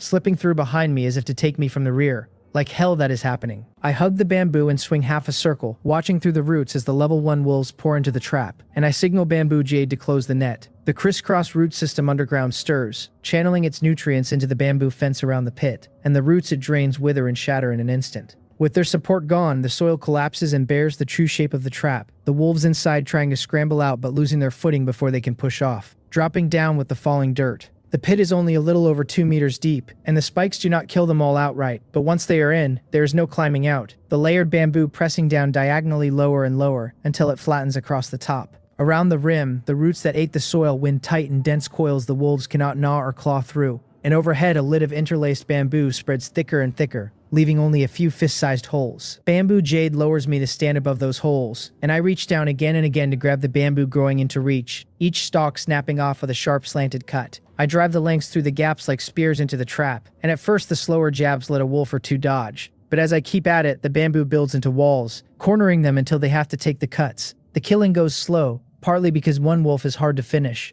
and partly because the area is wide and the bamboo needs time to grow. Every time a wolf dies, bamboo jade's roots consume the organs and flesh entirely, leaving only a hide riddled with holes for me to collect in the morning. The more it eats, the more nutrients return, and the faster it regrows. By the time all 15 level 1 wolves are dealt with, bamboo jade's combat power has jumped straight to 25, 10 points up from before. It feeds itself, and I do the dishes. That is the division of labor in this house. I lean on a stalk and walk back into the firelight, so wrung out I can barely stand. But I cannot sleep yet because dinner is unfinished, so I wash my hands and sit back down to a meal gone mostly cold. The water in the pot has gone ice cold too, and I tell Bamboo Jade I will add more firewood, scooping a bowl full to drink before I feed the stove and fetch half a bucket to top it off. Once it boils, I wash the bowls and plates and put them away, rinse my clothes and shoes and hang them, then draw fresh cold water, temper it with the last of the hot, and give myself a warm sponge bath. I pat the twigs by the door and tell Bamboo Jade I am sleeping first and will clean up the trap when I wake in the morning. With its standing guard, I sleep easy, and for once I do not wake on my own. A fluffy little fox rubbing against my face is what startles me out of a dream. I tilt my head to look at the soft fellow and smile, because its orange fur has grown out, short still but at a normal thickness now, and it can move and walk freely, which means its body has come back to normal. It is still very weak, and growing up or growing strong will take time, but the sickly tag is gone. My panel reads it now as a level 1 mutated fox, an intelligence type and exploration type, combat power 2, its only skill bite intimacy at 100%, and tagged with the grace of rebirth and the bond of nurturing. The cub rubs its head against my finger, and I scoop it into my palm, and even free of the sickly mark it is still small enough to vanish in one hand. It is hungry, and after a little play it hugs my thumb and asks for food in the most pitiful way it knows. I tell Jing saying it cannot eat meat straight yet, that it still needs fox milk, but that I saw meat paste for sale and will stir a little in. I buy a bowl of fox milk and a bowl of meat paste, mix a small amount of each into an empty bowl with more milk than meat and set it down. It eats, so I mix the rest the same way across 2 bowls for it to work through slowly. I stroke its head, tell it to eat first because I am stepping out to look around, and with its intelligence tag it understands me plainly even as a cub. Carrying the shirt I used for its nest, I head outside, greet Bamboo Jade, then wash the shirt and hang it on a twig. The panel marks the new day, day 4, just before 7 in the morning, sunny, wind force 2, 25 degrees. The 3 dailies are kind today. Reclaim 10 square meters of farmland, plant 20, and handle 5 planting events, each paying survival points, planting experience, and a gift pack. A fine day with mild weather and easy missions, and if my luck holds I might push my profession level up. I tell Bamboo Jade there is no rush, that I will clean up the trap and the wolf hides one by one once it is fully light, and adjust the trap while I am at it. Bamboo Jade is urging me along, but it is not bright enough yet, and going now would mean working entirely by spiritual power. And after last night I am still a little weak. Breakfast first, then work. I have just spent 13 survival points on the cub's food, so I spend another 8 on meat, vegetables, and a portion of player-made noodles for myself. Glad I still have 290 points to spare. I cut the fatty meat into small pieces, the lean into strips, the cabbage stalks into shreds, render the fat in the pot, fry the lean meat until it changes color, then add the shredded cabbage until it softens. Water in, brought to a boil, the player's hand-pulled noodles dropped in with a little salt, and once it boils again, I tear in the cabbage leaves. 10 minutes or so, and breakfast, stir-fried pork and cabbage noodles, is ready. A man who can cook his own breakfast in a wasteland is not doing so badly. I go in and carry the now full fox out, set it on the patch where Bamboo Jade grows, and tell it this is Bamboo Jade, to play here a while and not fall in the water, because I am about to eat. Now that it is healthy and mobile, it cannot stay shut indoors all day. The cub mills about in the soil, then pads over to the bamboo and rubs its head against it, acting cute and rolling twice until its clean orange fur is gray with dust. Seeing it amusing itself, I wash my hands and eat in peace, savoring the noodles while the fox grows livelier by the minute. Soon it finds a small section of root in the soil, nips it, tastes something sweet, and starts pawing at the dirt for more. I tell Bamboo Jade to humor it for now, but to warn it that once the cub grows up, it may dig pits all around the roots. Bamboo jade keeps growing little roots, just to tease Jangsang, so I remind it to show some restraint, or it will foster the cub's habit of digging holes and wrecking the place. A run of swaying leaves answers that this is the only way it has to play with the cub right now, that it can hardly do more. What else, it seems to ask? Dig a hole and let the cub crawl in and out, or shake a twig from above to coax it into pouncing. When the cub is so tiny, none of that would be fitting. I concede the point and tell it to play slow, that I will finish eating and tidy up and it should be near daybreak by then. Feeling its grumble, I look at the cub's size and admit there really is not much else the two of them can play. The bamboo has a fair point. There is not much sport to be had with a creature smaller than my hand. Eating on, I open the chat to see what the players are saying. Wasteland Zone 77 reads 995,940. 270 fewer than yesterday at noon, and they have stopped tallying the dead. Used to it now. The channel is the usual avalanche. One man bragging 7 wolves circled his fire all night. Another topping him with over a dozen house-sized tigers. A third with 2 dragons looming out of the dark. The boasts keep climbing until someone claims a beautiful fairy came to teach him the Tao. The crowd shouts the dreamers down, but then a quieter voice swears he found a cultivation method listed on the trading interface last night, snapped up before he could even look twice. The channel splits between those calling it nonsense and those arguing that in a world where everyone holds a talent ability, cultivation and superpowers and magic are hardly impossible. Someone with an animal language talent reports 2 rabbits plotting to raid his vegetables. Someone boasts of gaining 1 combat power a day. Someone else 10,000 and a vow to sweep the region tomorrow. Then a serious soul cuts in to ask whether everyone should be building more fences, since the nights keep getting less safe. Most do not believe the cultivation method claim, though not because the thing could not exist, only because they doubt anyone would actually sell one. I find myself wondering too whether such methods will truly turn up, and it seems there is no good reason to deny it. After all, with no knowledge at all, just fumbling on my own, I worked out a biological observation skill run on spiritual power, and players who once studied Qigong or old martial arts might genuinely carve out their own paths of growth. I decide that as a man who has learned nothing, I should just honestly farm, and I tell Bamboo Jade it is light out, to watch the cub so it does not fall in the water, because I am off to collect the trap's materials. I thought about a great deal and arrived at nothing useful, but as some players said, cultivation or superpowers or magic or technology can all wait until they are actually in hand. 4 firewood credit the moment I reach the trap, before I have even straightened up with the first piece of dried bamboo, and all the dead bamboo and wood in front of me reads as ready to gather. The pieces crisscrossed across the top of the trap turn into 3 to 5 firewood each as I pull them free, and the snapped halves become withered bamboo I have to dig out. I leave the still standing ones for later and clear the piled wreckage first, picking it up in a circle, then climb down into the pit and dig out all the dried bamboo at the base. Along with the firewood, there are 15 pieces of broken level 1 wolf hide and 136 units of level 1 beast bone scattered through it. I tell Bamboo Jade we will keep this trap and dig it deeper when there is time, since the roots above will keep it flat, and if more prey wanders by soon, we will drive it in. Climbing out, I dig the withered bamboo with the reclamation hoe and chat with Bamboo Jade as I go, one of us talking and the other answering and feeling. Now and then I check the channel and pass along whatever new discovery another player has turned up. The hoe runs out of durability and I spend 10 survival points on a fresh one, and by the time the last broken stub of withered bamboo is dug out it is 10 in the morning. 2 hours gone clearing the remains of 1 trap. I come back and wash my hands, glance at the little orange fox asleep in the dirt under the tree, and pat the bamboo without waking it. I fetch my dried shirt, put it on, and go to the crafting bench to deal with the hides. The badly damaged wolf hides cannot be repaired and can only be worked by adding cloth, and coarse linen cloth has fallen hard, from 11 survival points down to 6 a unit, the thread down to 2. I buy 4 units of each, set them with the broken hides into a level 1 wolf hide coarse cloth mattress, 30 minutes to craft, and forget about it. I list the 136 beast bones at 2 points apiece, 272 in all, and they are gone in under a minute, my survival points reading 530. In a fine mood, I find a clearing at the grove's edge and start the day's 10 square meters of reclamation, a small enough patch to finish fast. After about half an hour, the first mission completes, for 10 points, 10 experience, and a gift pack that yields only 10 survival points.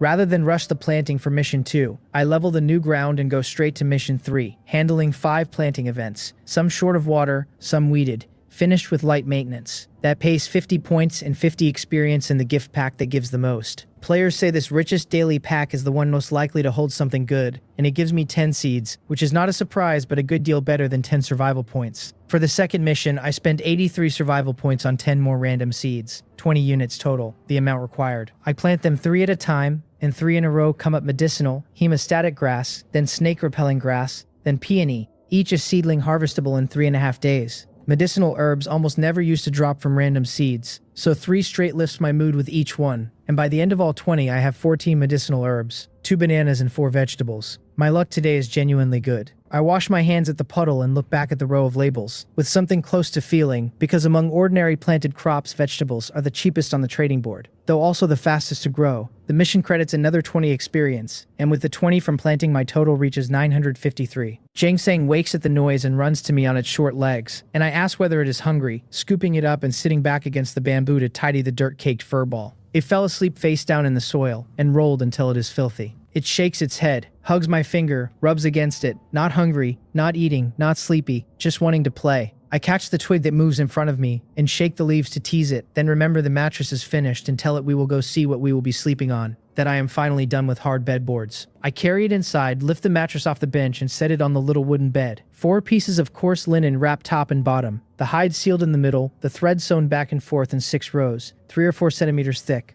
I lie down to test it, and after the bare boards it is soft and warm enough to fall asleep on the spot. The panel reads it as a level 1 wolf hide coarse cloth mattress, 2 meters by 1, sleep comfort plus 15, recovery speed plus 5%, durability full. It is slightly larger than the basic wooden bed, but as long as it sits on the frame the effect applies, the head tipping up a touch and the sides overlapping a little. Nothing I cannot manage. The real trouble is that the current house cannot fit a proper level 1 bed, whose frame alone runs 2 meters and nearly 10 centimeters more, with the headboard and footboard.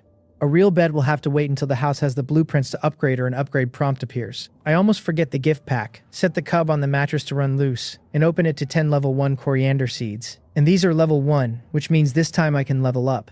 My heart fills with it, every bit of me waiting on that level. I take the little seeds to the small reclaimed patch I have not planted, tidy it, poke 10 shallow holes at short spacing, and bury them. And planting the 10 lifts my experience by a full 100. The panel reads, 1053 of 1000, upgrade available, and with an excited hand I confirm it. The panel tells me my profession level has risen to 1, that planting and harvesting basic crops will no longer grant me experience, and that upgrades for all basic buildings, facilities, and furniture are now unlocked, capped at level 1 for now. Good news and bad news at once, the bad being that basic crops now only hold a quantity for missions, the good being that everything in the house can be upgraded. With upgrading unlocked, the crafting bench shows its requirements, 200 level 1 metal parts and 200 level 1 cloth. Far more than I can gather for now. The reward is a bench that crafts all level 1 common items and allows bulk crafting up to 10 identical pieces. The house upgrade wants 500 level 1 building material, 10 level 1 accessories, and 50 level 1 renovation materials, for a 5x5 footprint at 3.5 meters, temperature control of 5 degrees, defense 100, durability 1000. The building material needs processing I cannot do yet. I have never seen an accessory,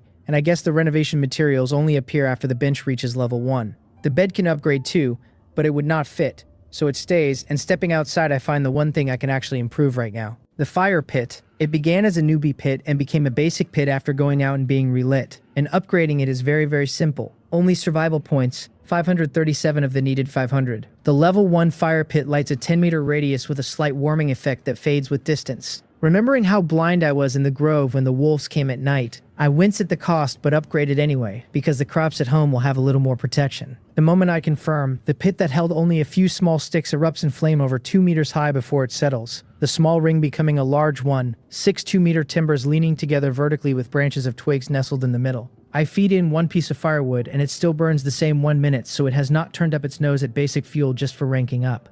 Standing close I feel the real heat now, the warmth dropping off clearly as I step back. I cannot plant near the pit anymore, but there are only 3 herbs left there, and the hemostatic grass is ready to gather, so it works out. That little front patch has been walked over and leveled too many times to plant again, and in the 1 bit of soil still holding crops there is 1 hemostatic grass, 1 dandelion, and 1 plantain herb, none of them large. I dig the ready hemostatic grass with the reclamation hoe, and the panel reads it as a medicinal herb that can be crafted into hemostatic ointment. 3 portions of grass to 1 of ointment. It is no use to me now, and Bamboo Jade is not interested in it either, so I list it on the trading interface for 8 survival points. A good price for a common herb. I go and stand under Bamboo Jade, the leaves rustling, and pat the big bamboo while I explain why a scrap of medicinal herb costs several times what a great head of cabbage does. Because the players need it. When they are hurt, they need to stop the bleeding. When their spirit runs low, they need to restore spiritual power fast. And the priciest of all right now are the herbs that directly mend health. A cabbage feeds you. A herb might be the only thing standing between a player and the dark. I tell the cub to play here with bamboo jade and not run off, that I am heading out to dig wood and might get lucky with another crate, and the hemostatic grass sells the moment I step out. The channel I glance at runs the usual complaints. Players hurt while hunting whose kills will not even cover the medicine. Gatherers who hit poison plants or venomous insect traps near their spawned resource spots. Every profession with its own teeth. The more I read, the better my own situation looks, because I was never one to fixate on the future, content as long as I can live in peace. Plenty preach about clawing to the front of the pack so that when players are finally connected you can lead the rhythm rather than follow it. And the topic kicks up the usual mess of agreement, complaint, and insult. I do not want to join up with anyone, leading or serving, no contact at all. I grew up where everyone around me was a villain, and I will not pretend I was a saint among them. No skills, no knowledge, and once I start comparing myself to others I come up with no advantages, which stings a little, so I will not compare.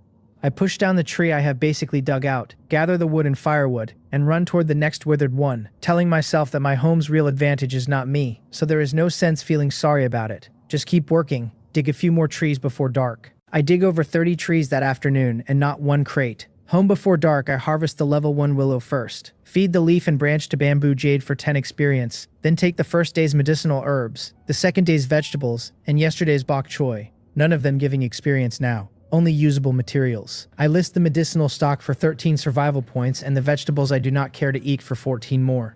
My panel reads me as the player in Wasteland Zone 77. 1551, Ye-chan, Talent Nature Serenity. Combat Power 16. Basic Planting at Profession Level 1 with 63 of 10,000 experience. Skill Biological Observation. My home holds a basic wooden house, a basic water vane, a level 1 fire pit extinguished, and a basic field of 38 and 3/10 square meters. There is bamboo jade, my conscious mutated bamboo in its growth stage, and ginseng, my level 1 mutated fox in its growth stage. I have 72 survival points and all 7 slots full. The wood and firewood and thin bamboo poles and a few vegetables crowding them. 72 points is not yet 100, so I cannot buy much, but there is plenty of level 1 wood in my slots, enough to start making building materials. It is not dark, so I hold off on the fire and go in to search the crafting bench for building material, which reads as 3 level 1 wood per unit, 1 minute to craft. There are several choices, wood or stone or metal or weeds or soil, and the upgrade is not tied to a single type, though the raw material likely shapes the look and feel of the upgraded house. I set it to make 1 unit, quick to finish but needing me to watch it, and I almost never have that much time to stand here waiting. I set it going and step out to the pit.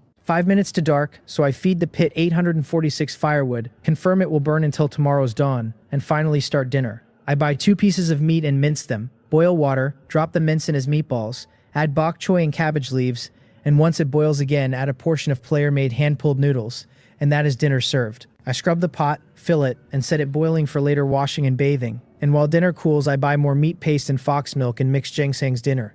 A rustle of leaves says bamboo jade is still full from last night and does not need to eat now. I tell it that it is dinner time and we eat together, and to take some cabbage afterward to stay hydrated. I dig a hole, set down the cabbage I plucked a few leaves from, lay another whole cabbage beside it, and cover them. Bamboo jade's dinner. I admit I am being a bit obsessive, but I just like eating with the creatures at home, whatever species they are, because what matters now is that they and I are a family. The twigs sway without any wind, bamboo jade telling me it will eat its dinner well, and the cub circles the table, eyeing its own small bowl and plate one moment and my basin the next. I decide the bowl is no good, and switch us both to basins from now on. Mine because there is soup and vegetables and meat at once. The cub's because its milk and paste have to be mixed evenly, and a basin holds it better. The fox leans in and rubs its head against the back of my hand. It will grow up fast, and then it can eat meat straight. Cub or not. Ginseng talks in the normal mode now, never too young to follow me, because every animal and plant in this world crosses a threshold before its mind wakes, and once it is tagged intelligent it understands what the players say. A new awakening may start ignorant and blurry, but that is only a passage, and once the status reads clear the creature is fully lucid.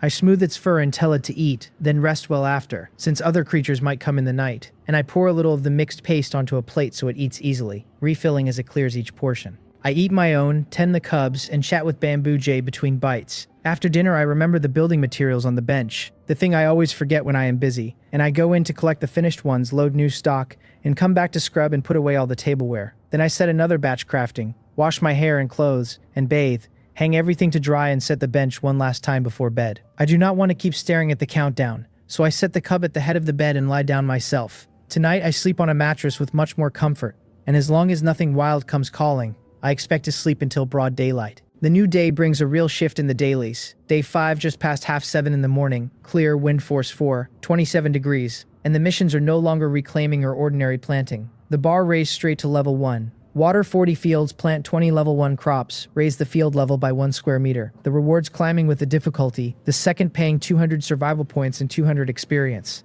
And the daily missions are not the only ones refreshed, because the random survival mission and the random profession quest have both turned over too. The survival mission wants me to find a supply crate with a special mark, warning of hidden dangers around it. The reward, a player survival minigame teleportation portal. A survival minigame. The profession quest reads almost like an insult, scolding me that a planting player who cannot even cultivate his own seeds is truly pathetic. Then it asks me to cultivate 100 sets of plantable level 1 seeds within 3 days. The reward, the right to build a breeding and seedling field. The seedling field makes perfect sense, since being a planting type unable to afford seeds is maddening. But a survival minigame portal is another matter entirely. Some kind of game for players of every profession. And just how many is it? My head fills with every little game I have ever heard of, but I know full well this world will not simply let players play. There will almost certainly be plenty of danger riding along, just like the crate I have to find with its hidden threats. I decide to sort the dailies first, and weigh the other 2 after. Out of bed, I set 1 unit of building material crafting, because worrying solves nothing, and the missions still have to be tried. I do not know whether the game is any fun, but one thing is certain. It only refreshed once my profession hit level 1, which means it very likely ties into a player's strength, since no public method for raising combat power has surfaced yet. The 2 times I worked out a skill on my own do not count. Both luck more than effort. Nothing a person could simply grind out. I think a long while, always weighing safety first, and then I walk out of the house and see the golden chest sitting directly across from my door. Inside the fire pit's light, and every careful thought I just had goes quietly meaningless. So much for finding it the hard way. It found me. I put the dazed, half-woken cub back on the bed, close the window and gear up first. Rather than rush the chest, I go wash my face at the puddle and greet Bamboo Jade. I tell it I have to open the chest myself, but that I do not necessarily have to walk there on the ground. It should bring up a larger stock to lift me, lower me over, and pull me back once the lid is up. From everything I can observe, there is no danger around the golden chest, and the ground is flat. But it is too flat, the pebbles large and small arranged in eerily orderly rows. My plot is small enough that I walk it daily, so there's no way the stones fall in such a neat spread by chance. A swish of twigs says Bamboo Jade can carry me over and bring me back. Not knowing how much the chest might hold, I go in and clear everything from my slots but the bulk level 1 wood and firewood. Then I look at a freshly grown stalk and climb it hand and foot to 15 or 16 meters up. The bamboo perfectly steady, not a single sway. Once I am up and the distance feels about right, the stalk begins to tilt, slow and stepwise, carrying me toward the chest. It leans a bit so I can adjust, leaning more, adjusting again, over and over until I am 4 or 5 meters off, and judge my reach is just enough. This last tilt brings the bamboo's base nearly to the ground, and at the very tip I finally touch the glittering lid, push, and lift the somewhat heavy thing open. The instant it opens, smoke bursts from the ground all around and a dense spray of tiny poison needles flings out in every direction. By then the bamboo has already flung me clear, and I get to be a human projectile for a moment before I can think a single new thought, landing in a thick patch of twigs. I grab a fistful, the patch tilts slow to set me down, and I run forward to stand a dozen meters behind Bamboo Jade's main body, watching the scene through the lattice of stalks. The main body is fine, but the other bamboo nearby withers and dies fast, including the stalks on both sides of my house. The whole lot gone to dead gray in seconds. The wall surfacing of the house, the little grove by the wheat field across the way, even the ground around the fire pit lies coated in grayish-black ash. I ask Bamboo Jade whether it is all right, and once the smoke clears after a few minutes, I walk to the main body, pat it, and check it for myself. It is happy, the roots undamaged and the surface tubes healthy. Everything fine except the wretched ring around my fire pit. Where the golden chest sat there is nothing now. Only a halo of light hanging vertically. The minigame teleportation portal. There was nothing else in the chest at all, just the trap. And once it was found and opened, the mission submitted on its own and the portal appeared. A corrosive poison box that nearly cooked the lot of us. And the reward for surviving it is a door to somewhere that probably wants to cook me again. The portal reads that players may enter a survival minigame once a day, refreshing at midnight, with the content, the waypoints are earned, and the way they are spent all randomized. A new page opens in my personal information just for survival minigame records. The rule of once a day and the midnight reset fixed, all else random, which is frustrating enough on its own. Below it sit the records I can view, all empty for now. No record, 0 points, no rewards obtained, because I have not played yet. I close it, look again at the upright glowing oval, and reach out to touch it. Today's game reads Map Thunder Field, mode dodge lightning, perk random treasure chest, the words rising from the center of the portal as my finger lands. Below the text, a tiny scene plays, a little figure of a sphere and small cylinders running endlessly, dodging lightning and now and then opening a chest, until a bolt cracks it on the head and it hits the ground and the game ends. The message is plain: getting hit means game over, and I am not sure what happens to me when I am hit, but at this point the only choice is to play. I need to grow stronger, and since my knowledge and skills are thin, all I can do is strengthen my spirit and body to live well in this world. Still, even with a game to enter, I have to tidy the mess at home first and eat breakfast, because I am setting out for nothing on an empty stomach. A pitiful cry from the house pulls me back to the door, and I read the prompt that the basic wooden house is damaged, repairable with 10 level 1 wood, which I confirm, the curtain wall on this side refreshing instantly to its clean state. I open the door and scoop up the little fox squatting inside, telling it everything is all right now, that it was a corrosive poison trap and bamboo jade pulled me away to keep the toxins off me. I tell it to stay in the house while I deal with the soil so the place recovers faster. It nods obediently and I settle it back on the mattress, then open the window and door and come out with a reclamation hoe to dig up the contaminated topsoil near the entrance, the fresh dirt mixing with the old to speed the toxins along. No need to go deep, just a sweep over the surface, and it is handled in under an hour. Next, breakfast and cooking is out of the question, since the stove and table and chairs were all corroded. And even repaired, I am a little traumatized and have no wish to cook in a stove that was soaked in poison. I drop the stove, table, and chairs into the fertilizer production furnace, which can render furniture too, though these will take a full 10 hours. Without them, I just buy a bowl of braised beef, a bowl of rice, 2 bowls of meat paste for the cub, 5 pieces of lean level 1 beef for bamboo jade, 23 survival points in all, leaving me 30. I set the paste on a plate for ginseng with a bowl of water beside it, bury the 5 pieces of meat under the bamboo. Then I stand by it, eating my breakfast in a half-holding, half-cradling posture, the braised beef in one hand and the rice balanced on my wrist. I tell Bamboo Jade there is no water shortage now and nothing for me to water, so I'm going inside that place to look around. The cub will play here and it should keep an eye out, since there should be no danger, but I cannot be sure no animals will show. Once I am teleported to a new map, I will not be able to see home at all, and if anything goes wrong, it will all fall to Bamboo Jade. The main thing I press is that the things at home do not matter, that anything lost can be repaired or remade, and only its own safety and the cubs come first. The twigs shake that it understands, and that if something truly comes that it cannot beat or stop, it will take the cub and hide underground. I tell it to wait for me at home, or maybe I will be thrown straight back out, since I am very weak. Remembering the little simulation, I am genuinely worried about how I will do in there, and I joke at my own expense until a twig sways down and pats my head, and I smile, wave, slick my hair back, and run for the portal. At its center, I silently think to enter the minigame, and in a flash of light, I am gone. The cub lies in the soil under the bamboo, head raised toward the portal, its big eyes full of worry. 2 tiny roots poke from the soil and pat its head in comfort. Bamboo Jade telling it they cannot go in there, that it is the master's own battlefield, but there is no need to fear, because the master is in truth very strong. The cub nods, lowers its head to hug a length of root, and bites down on it. Knowing all this and worrying anyway, since its second life came from the master, the bitten root shakes, then lies slack in the soil, letting the little fellow do as it likes, because the master will surely be fine, and for now there is a house to mind, and one rowdy little dot to watch. It is too dangerous. I have only just been teleported in, thrown to the side, and I roll a few times across the ground before scrambling up to run in circles through a place of withered trees and mud. Lightning falls around me at random, flinging splinters and stones and mud in all directions, and the way this game works is to dodge the strikes and search out treasure chests when I can and take what is inside. But in this situation I cannot spare a thought for chests, only keep running back and forth, because the instant my feet pause for more than a second a bolt finds me. Just run.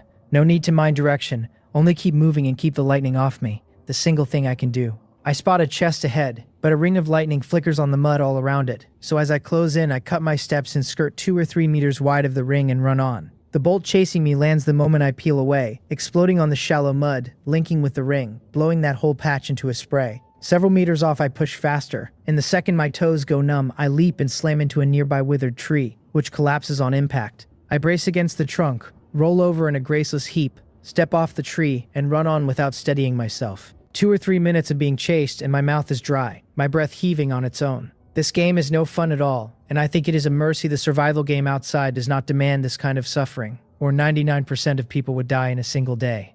I have no breath left to speak, only thoughts left rattling in my head. The lightning keeps after me with no chance to stop and gasp, and once you enter this game, no matter how long you run, sooner or later a bolt takes you. I know that if I just stop now, 1 strike sends me back, but I cannot make myself do it. I want to grow stronger, and the game earns points, so I need to stay as long as I can, bank more points, and then maybe trade for the things I need. Even if running alone earns nothing, I have to run far enough and see enough of the map to find some other way to score. Cheering myself on again and again, hold on, and hold on once more. After who knows how long I trip on a stone in the mud, and as I fall I turn so my back takes the ground, roll the instant I land, and scramble up to run again. Behind me water splashes, my back stings from the scrapes, my legs grow heavier, mud streaks my face and drips off my chin. I cannot give up, cannot. When my vision starts to swim and blur, I keep telling myself that quitting means throwing away the top-tier prizes nearly in my hands. Though I have no idea what they are, I can dream them up as I run, setting myself a grand goal, quenching thirst by picturing plums, filling my belly by drawing cakes, a self-deception and a fuel both. Then a fishy sweetness rises in my throat, the taste of blood. A house! There is a house ahead, and I am so glad I nearly cough, forcing my breath steady as my sluggish, numb legs find speed again and carry me toward it. The shape resolves into a real cabin as I close in, a small wooden one in the swamp forest, already half ruined, only a few walls left. Run there, at least run to the house. I pinch the lead-heavy legs and set the small goal, at least reach it before I fail. The lightning keeps falling behind me, catching at my legs now and then through the ground, because I am slower than before, the numbness of the shocks running up me. But with the goal set, I force myself on. My body keeps moving, and in the daze my mind throws up a scene. A rainy, dark night, lightning flashing now and then to light the earth. A thin, disabled youth lying in the weeds and shrubs, on a hillside, crawling carefully so he steps on nothing that would make a sound. On the road at the foot of the hill, people with flashlights search the ditches and the slope for the rebellious boy, beaten with a stick by his own parents until the skin of his back was nearly pulp. He was the boy his own blood relations had called a born bad seed, since he was a few years old. Run as far as I can. My eyes are bloodshot now, the whites webbing red, the red creeping toward the black, and just as my whole sight starts to redden, the ground under my feet turns dry, and the chasing lightning seems to hit a pause. The panel reads that I have discovered a damaged forest cabin, that I have entered a temporary rest area for 3 minutes, that the cabin is a special rest point in the thunderfield, with a countdown that empties it once it ends. Forest, cabin, I rasp between coughs. I lift my legs, numb to stiffness, grip the broken wood of the wall, and walk inside, through the doorframe that has lost its door, my gaze swinging to the wrecked wooden board bed. Only a frame and a few rotten boards left. But that is not the point, because I see the treasure chest under the broken bed, and there is nothing around it. A safe chest. 2 steps forward on still numb legs, the countdown ticking before my eyes. And I just flop down, lying on the ground, reaching out to touch the chest. My fingers pry the lid up, a golden light flashes, and before I can make out what I have won, my vision goes black. This minigame failed. As I leave it, one thought surfaces, that the 3-minute rest may not have been entirely safe either. Then comes the pain. Conscious again, all I can manage are weak cries of it sprawled flat on my own land. No need to look back to know the portal is behind me. Ahead is my homestead fire pit, and the little fox running toward me. And as for bamboo jade, the small bamboo shoot that sprouted beside me is growing into a young stalk. I tell them not to move me, to let me catch my breath, that my whole body is numb from the electricity and it hurts, and it tingles. And not to be scared, I am fine. Just, ow, my waist. Let me flip over and lie a while, I got some good stuff. Using a few larger roots pushing up from the ground, I tilt myself and flip over in place. Don't be scared. I made a profit. Lying on the thin twigs and thick leaves bamboo jade has spread for me, I squint my still aching eyes and check the hull. The game was a failure, but in this one any result short of clearing it is a failure. And failing did not stop me from gaining. The interface shows my session. The Thunderfield evade lightning strikes, 27 minutes and 18 seconds, 27 points in the reward, an ability awakening pill, lightning. The time beat my own expectations, and the points are pitiful, but the reward makes me feel I have hit the jackpot. Some players said they saw a cultivation method for sale, and the truth of it was argued, but at the time I figured any special ability would do. Now I think that man was probably telling the truth. If I can pull an ability awakening kill from a minigame, then naturally another player could pull a cultivation method, and these things are not bound, so maybe someone simply did not want theirs and listed it. I tell Jang Sang not to cry, that we suffered a bit but we came out ahead, and tilting my head, I find a little orange fox standing beside me shedding tears, frightened to weeping by the state of me. It leans in and rubs its head against my hair, to wipe at the tears already rolling. Too weak to even carry its master back into the house. I tell it is fine, just let me lie here and soak up the sun, that I will crawl up in a bit, that I am only exhausted, my legs shocked a few times and my back bruised from a fall. Everything else whole. Steadier now, I page through my personal information and stop short, the ability awakening pill sitting in my slot awaiting my confirmation to use, but my combat power, 21 points, when it was clearly 16 before. I page through the logs and find it, reaching exercise intensity past my physical limit. My strength rose and combat power gained 5. Opening the treasure chest activated a chest guardian, and the chest guardian wounded me badly. All my reclaiming and tree digging, however tired it left me, never raised my strength, and I used to wonder whether a cultivation technique was the only road up. Now I understand that even without one, as long as I can break past my limits again and again, I can be strengthened, though breaking past a limit is itself very hard to reach, with few chances in the way I live now. Short of being attacked by a beast and breaking through mid-fight, it would be very hard to push myself that far, which casts the mini-game's ordinary training in a new light, that besides points it can force a person past his limits, and strengthen him. There are the 2 chest entries too, the Guardian and my failed exit. A chest Guardian, that flash of golden light after the lid came up, which means the rest period only paused the chasing lightning, while other dangers stayed live. It feels as though this world, to keep players surviving better, has opened a training ground where you can risk your life but will not die outright. I reach a still numb hand up, cup the fox to my chest, and squint at the sky as I lay out my guesses. In this world players can die, but if every player were pushed to the limit all the time, everyone might be gone within days. So once a player finishes basic class growth and reaches level 1, this strength training opens up. Bamboo Jade is confused that such a serious injury could be a beneficial training. Yes, I tell it, because I can grow stronger there, and failing only means heavy wounds, and once I am home I can nurse my body and go on eating well and drinking well and living a good life. One hand smooths the fox's fur while the other taps a swaying twig, and I am satisfied and happy with how things are. The escape was bitter and hard, but I grew, so it was worth it. To want peace and pleasure and growing strength all at once is not a thing I would have dared to dream. I know very well that in 20-odd years good luck never favored me, that something for nothing was never going to find me. Now, being able to strive for myself in a state where I will not die and allowed to grow stronger is already fate's favor, an opening handed to me. Even if every player gets the same treatment, this world has still been very good to me and given me a great deal. The sun feels so warm, I murmur, that I will sleep just a little, that I still have to get up later to reclaim land and plant. My mood loosens, the drowsiness rises, my tired eyes close, and I fall asleep right there. The twigs sway a few times, Bamboo Jade a bit dazed that I dropped off just like that. It wonders whether it should block the sun for me, whether direct exposure is good, though the master seems to have fallen asleep precisely because he likes the sun. The cub crawls out of my palm, runs to the ground, and explains the situation to Bamboo Jade, that the master should be sent into the house to lie on the bed, where he recovers faster. The master said the bed and mattress speed recovery and are made for resting, and as for sunlight, the master is not a plant, and does not need it. One of Bamboo Jade's twigs droops, a leaf patting the cub's head, the little thing small and not strong but quite the temper, already starting to glare again. It tells Little Dot to go open the door, and it will grow 2 rows of bamboo here to send the master back into the house. That was a deeply comfortable sleep. My body is still a little numb when I wake, but it no longer slows me down. And after a few hours under the blankets, the wounds and the negative status have nearly all faded. I climb up off the mattress and find the floor scattered with broken bamboo, the pieces turning to firewood as I gather them. And out the door there is more of it waiting in front of the house, as I expected. Hearing me, the little orange fox comes running from the side, and when I scoop it up, it tries to nuzzle my cheek. I hold Zhongsang against the side of my face and tell it I am fine now, that I am grateful it got me back into the house, and that I will clean up first and then we will eat lunch.